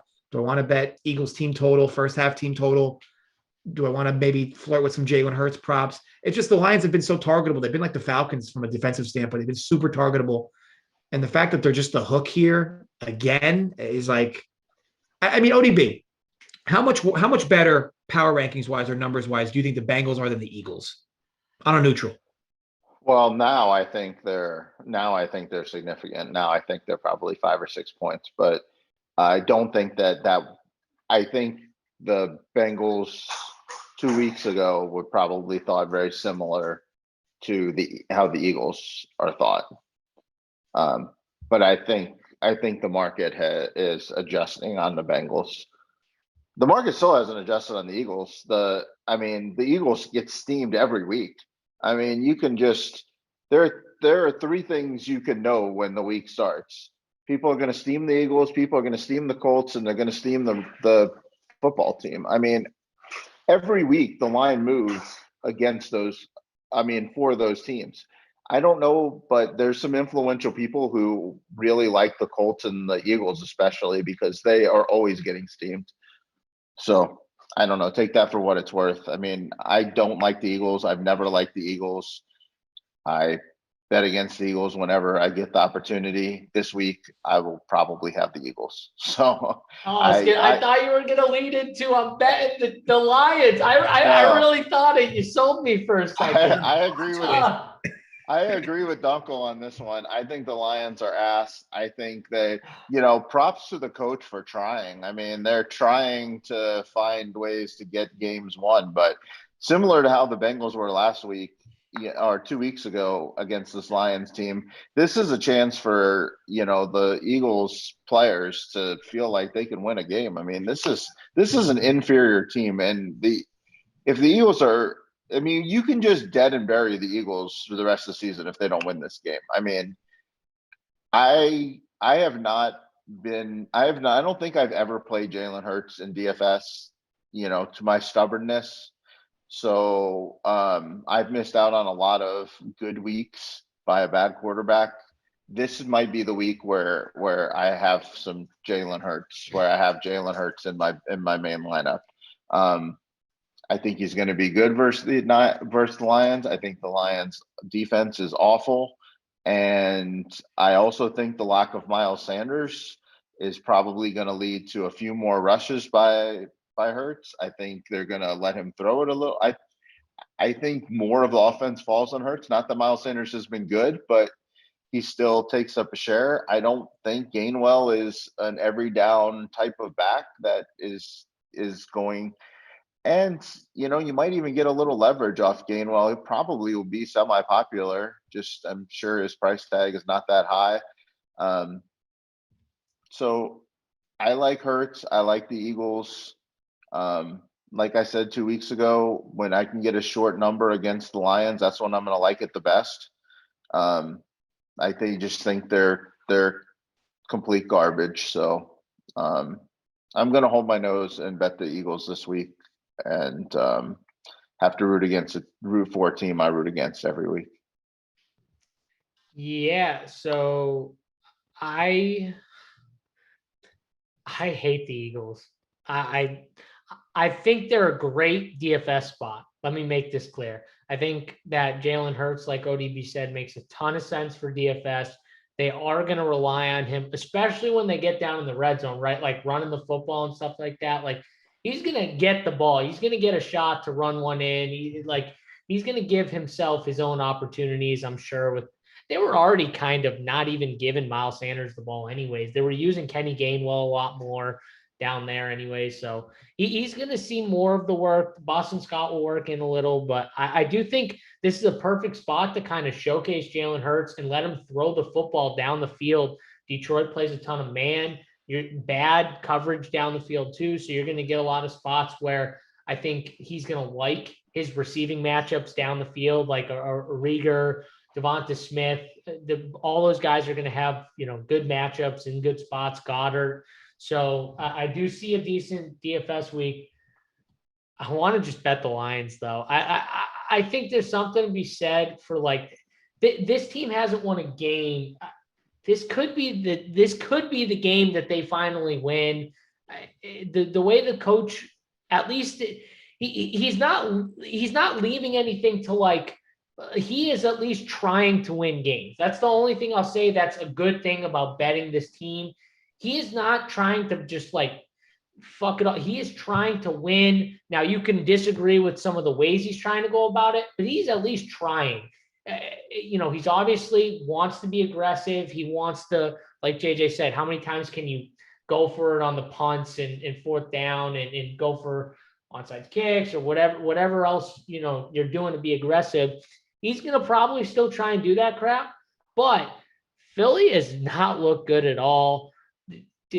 I could see this game being a little bit back and forth. I know Jared Goff's not been good, but Jalen Hurts hasn't been either. And we're going to trust him. We're going to play him in DFS. We're going to play his receivers probably. I don't know. I think this is a spot where Detroit could be sneaky. Plus 3.5 too. I'm getting 3.5. I'll take the shot. I'll take the Lions here with the spread. But I do think I'll be heavy on this game from a DFS side. If I can find one Lions guy to talk myself into, I will say the Eagles got killed in the run game. It's got to be, right? Swift. Yeah. We've already talked about a lot of running backs today, but that's my problem though, ODB. I can't play all these stud running backs.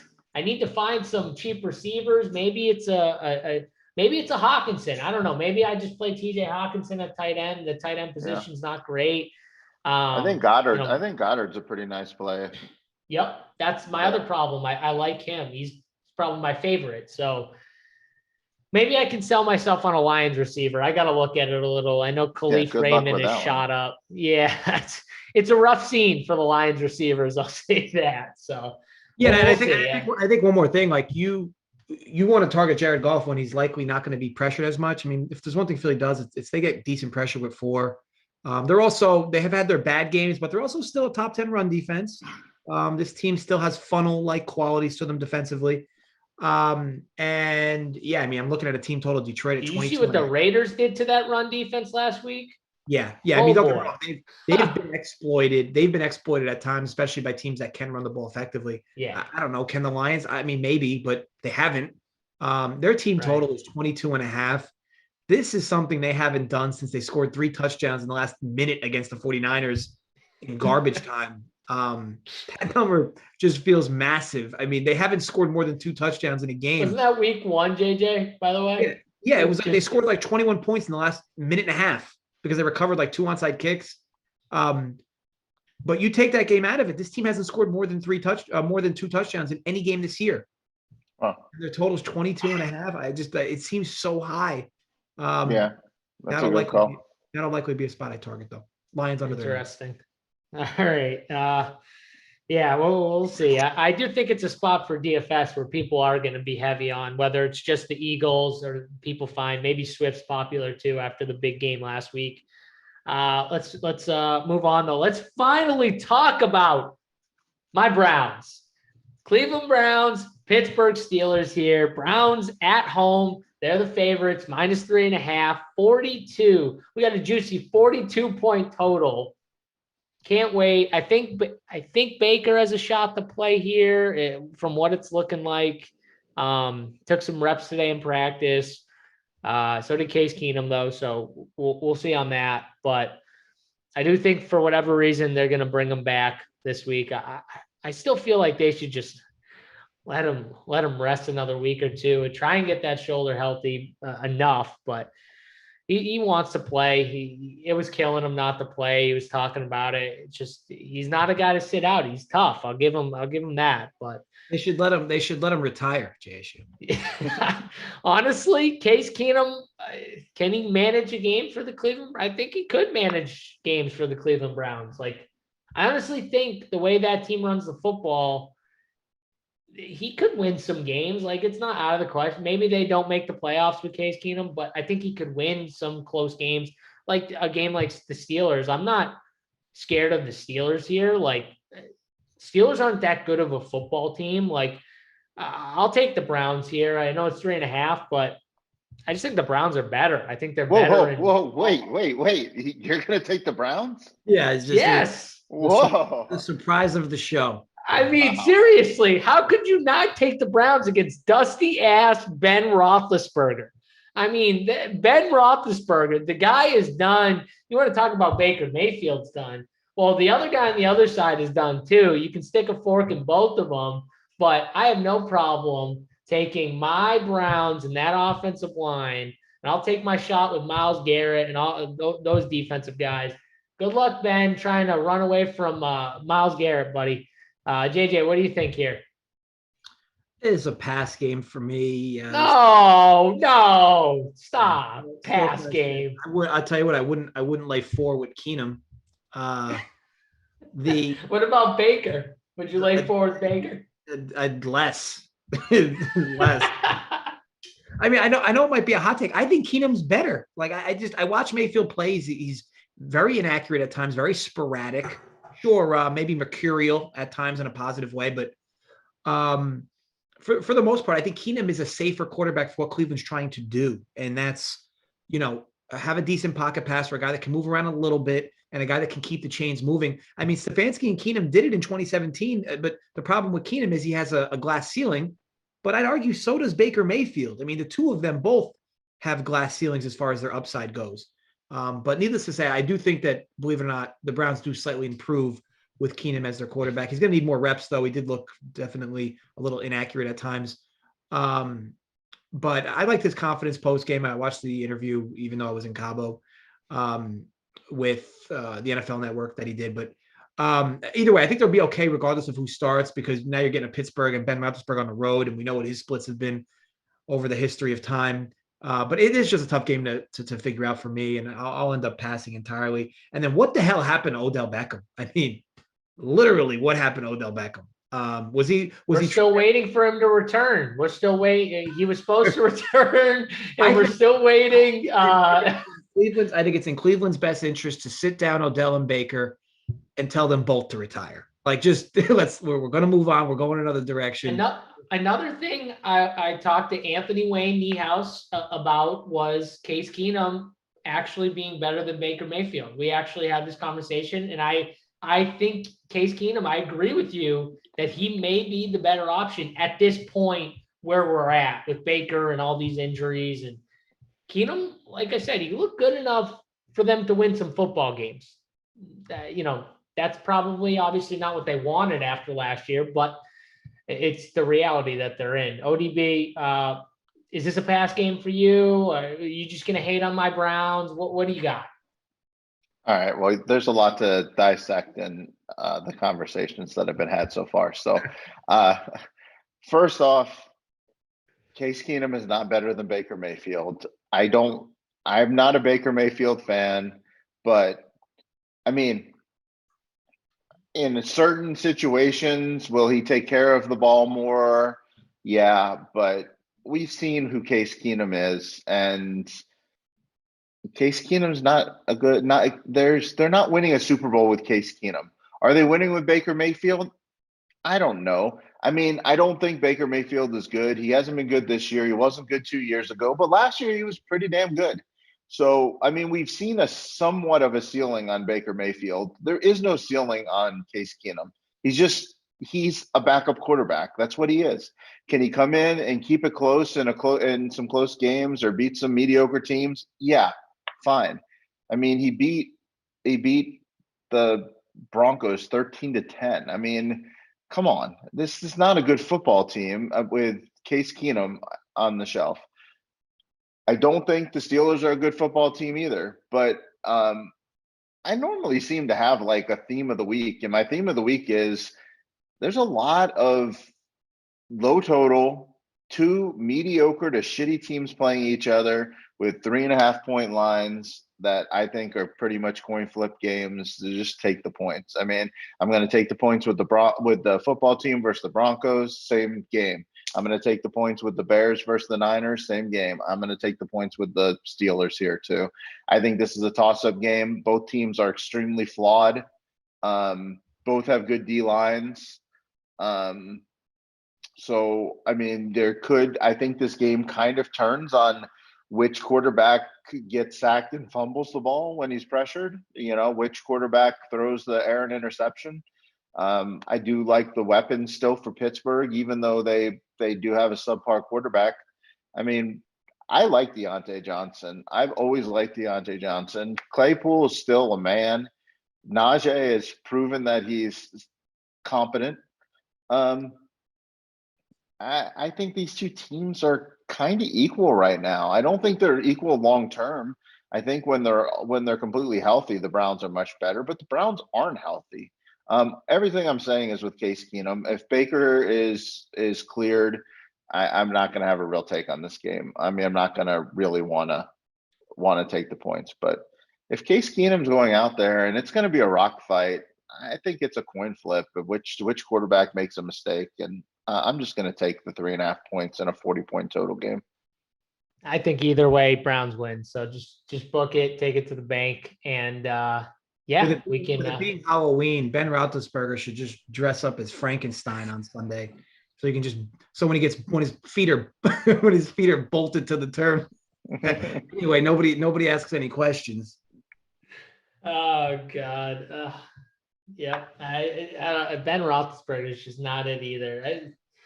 Rough scene for Big Ben here. The dude he should have went out after last year. It should have been it. It's tough watching him play, but we move on. Why isn't this game a repeat of Thursday night? I mean, what is really the difference between the Broncos and the Steelers? And the Browns are the same team they were, 10 days ago. So this is a close game. Denver covered why is Pittsburgh getting 2 more points than Denver did? I don't understand. Like, I feel like why those is this short not weeks. 1.5? I feel like those short weeks we see more close. I feel like it just helps teams, like games in general, on those short weeks, both for both teams in ways where I don't know. I've just felt like this for those Thursday night games. They're kind of more like in some ways sluggish, or both teams maybe inferior team playing a better team, but somehow they hang around. I feel like we've seen it a lot on Thursdays. Maybe I'm wrong, but that's my take on it. I don't know if Dunkel has a take. Early in the year, there was more high scoring games on Thursdays, as far as I remember, the first 3 or 4 weeks. But yes, there's been a recent lull. Hopefully that churns or changes tomorrow, because I do like the over tomorrow. Yeah. All right. The over. There you go. Is another Dunkel bet. I like the over too. I'll ride with you on that one. But yeah, we'll see.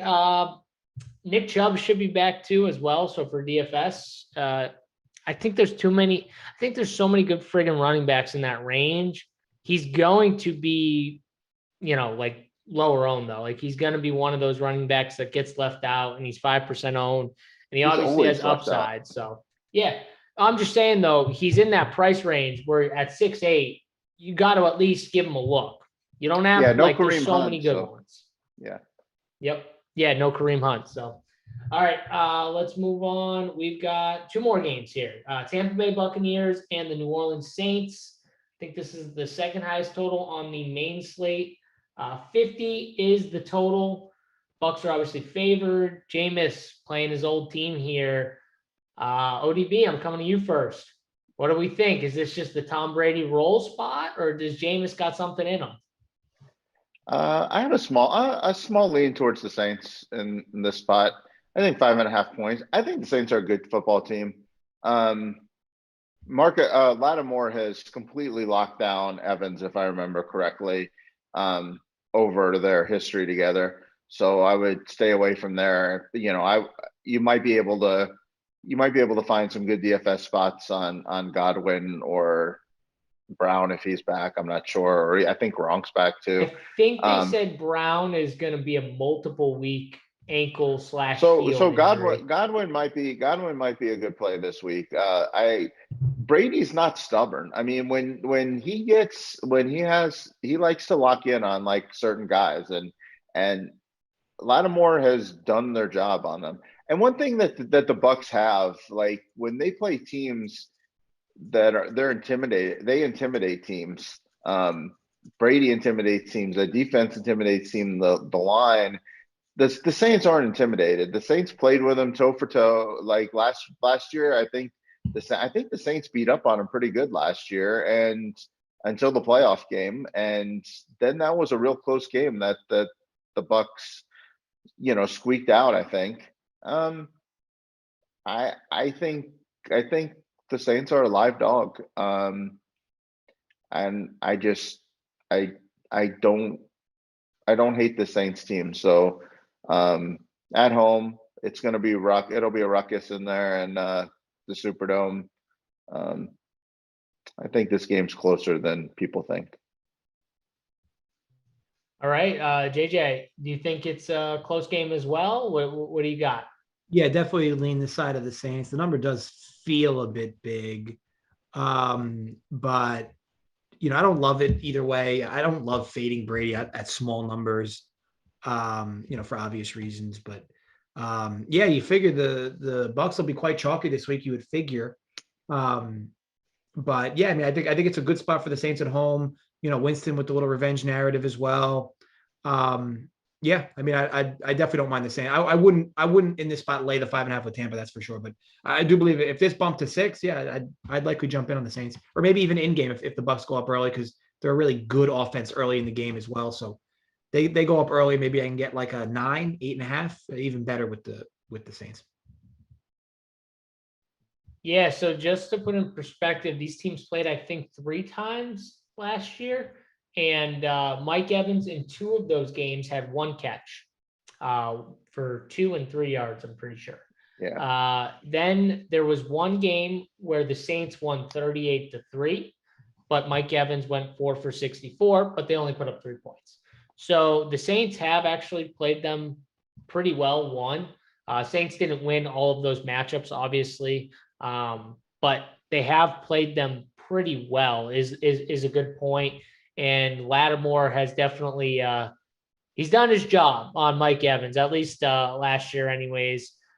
He plays him physical, and that's what you got to do. I mean, Mike Evans is a big physical receiver. The only way to win is to be that way and just be as good or better. You have to be physical, though. If you're not, you're done right off the bat, because he's bigger, he's fast, like all of that combined. He's got, good enough hands to just beat you right away. So you gotta play physical back to beat him. And that's what Lattimore does. That's what he's known for. He's always getting in the middle of scrums and trying to get in guys' heads. That's clearly what he does. So yeah, I mean, either way, I think AB out, you got to look at a receiving option for Brady. I'm not gonna fade Brady's receivers.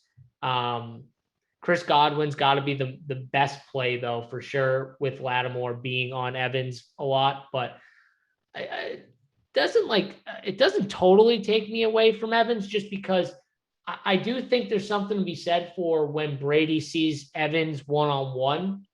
He won't maybe shy away from him as much, especially with AB out. I do think, though, Brady overall will look for the matchups. I don't know if you guys were watching the Manning cast on Monday, but if you were, Brady was on it with the guys, and obviously the Saints were playing, and like you just heard Brady like something happened where he threw at one of the cornerbacks, and Brady was like, "Oh, he went against the 3rd round pick from wherever the guy was from," and he just like named the guy. He's like, "Oh, I was watching film on him earlier today." Brady is gonna target the weakest links on every team. He already knows it. He already knows who they are. He already knows their tendencies. He was studying them on Monday. This is what he does every week. And that's one of the reasons why I think, in my opinion, Lattimore has done what he's done against Evans, is because Brady does shy away from those matchups for the most part. He will find the weaker link, unless it's like, maybe in a big game he won't, but for the most part, that's why. So it does make sense that Godwin would be the play. Maybe it's a tight end if Gronk's back. I could play some Gronk if Gronk's back, but it's just one of the points I wanted to hammer home, because I'm not going to fade Brady, but it is something to be said for he will just find the weakest link and pepper him. So this could be a Godwin like 10+ target game here if Lattimore is on Evans, which we would assume he'll be on. So just and you got to think. You got to think coming off of Monday night that Kamara will be pretty popular. I mean, they just peppered him, and it's pretty obvious that the Saints receiving core is not very good. So, we talked about a lot of running backs, but Kamara is highly likely to be the most popular. I mean, he's the only top shelf one we have right now. You have Henry.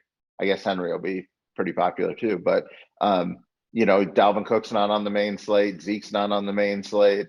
McCaffrey's still hurt. Aaron Jones isn't on the main slate. Barkley's not on the main slate.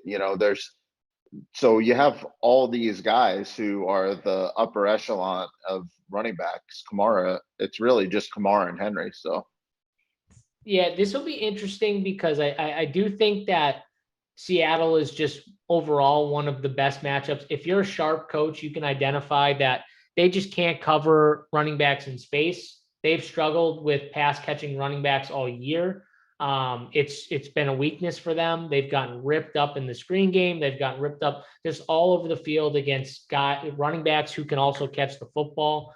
And sharp coaches will identify it. I think Sean Payton identified it because he got 10 receptions. 11 targets. We haven't seen that from Alvin Kamara this year. They haven't used him in that way pretty much all this year. And then all of a sudden in week 7, they use him that way. They had to identify what we've pretty much seen all throughout the year, which is Seattle just can't cover these receiving backs in space. And Kamara was just such a huge part of the offense in that way. I loved it. It'll be interesting to see if they do it against Tampa. Tampa, you struggle to run the football against them, but if that's the case, they could use that short passing game as an extension of their run, and Kamara is a great back to do it with. So it would make sense if they followed this big receiving game of Kamara's up with another big target receiving game for him again, because I think that's the way. Not to mention the fact that, if the line is accurate, it's a high total game where the Bucs are supposed to be up.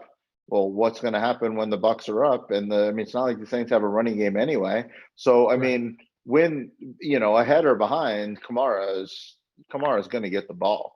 So, he's getting the ball. He's as safe as they get. Yeah. He's getting the ball like 25 times a game, pretty much. Like the dude is going to touch the football, whether it's in the run game or the pass game. And Tampa's really good up front, but that's against straight ahead runners.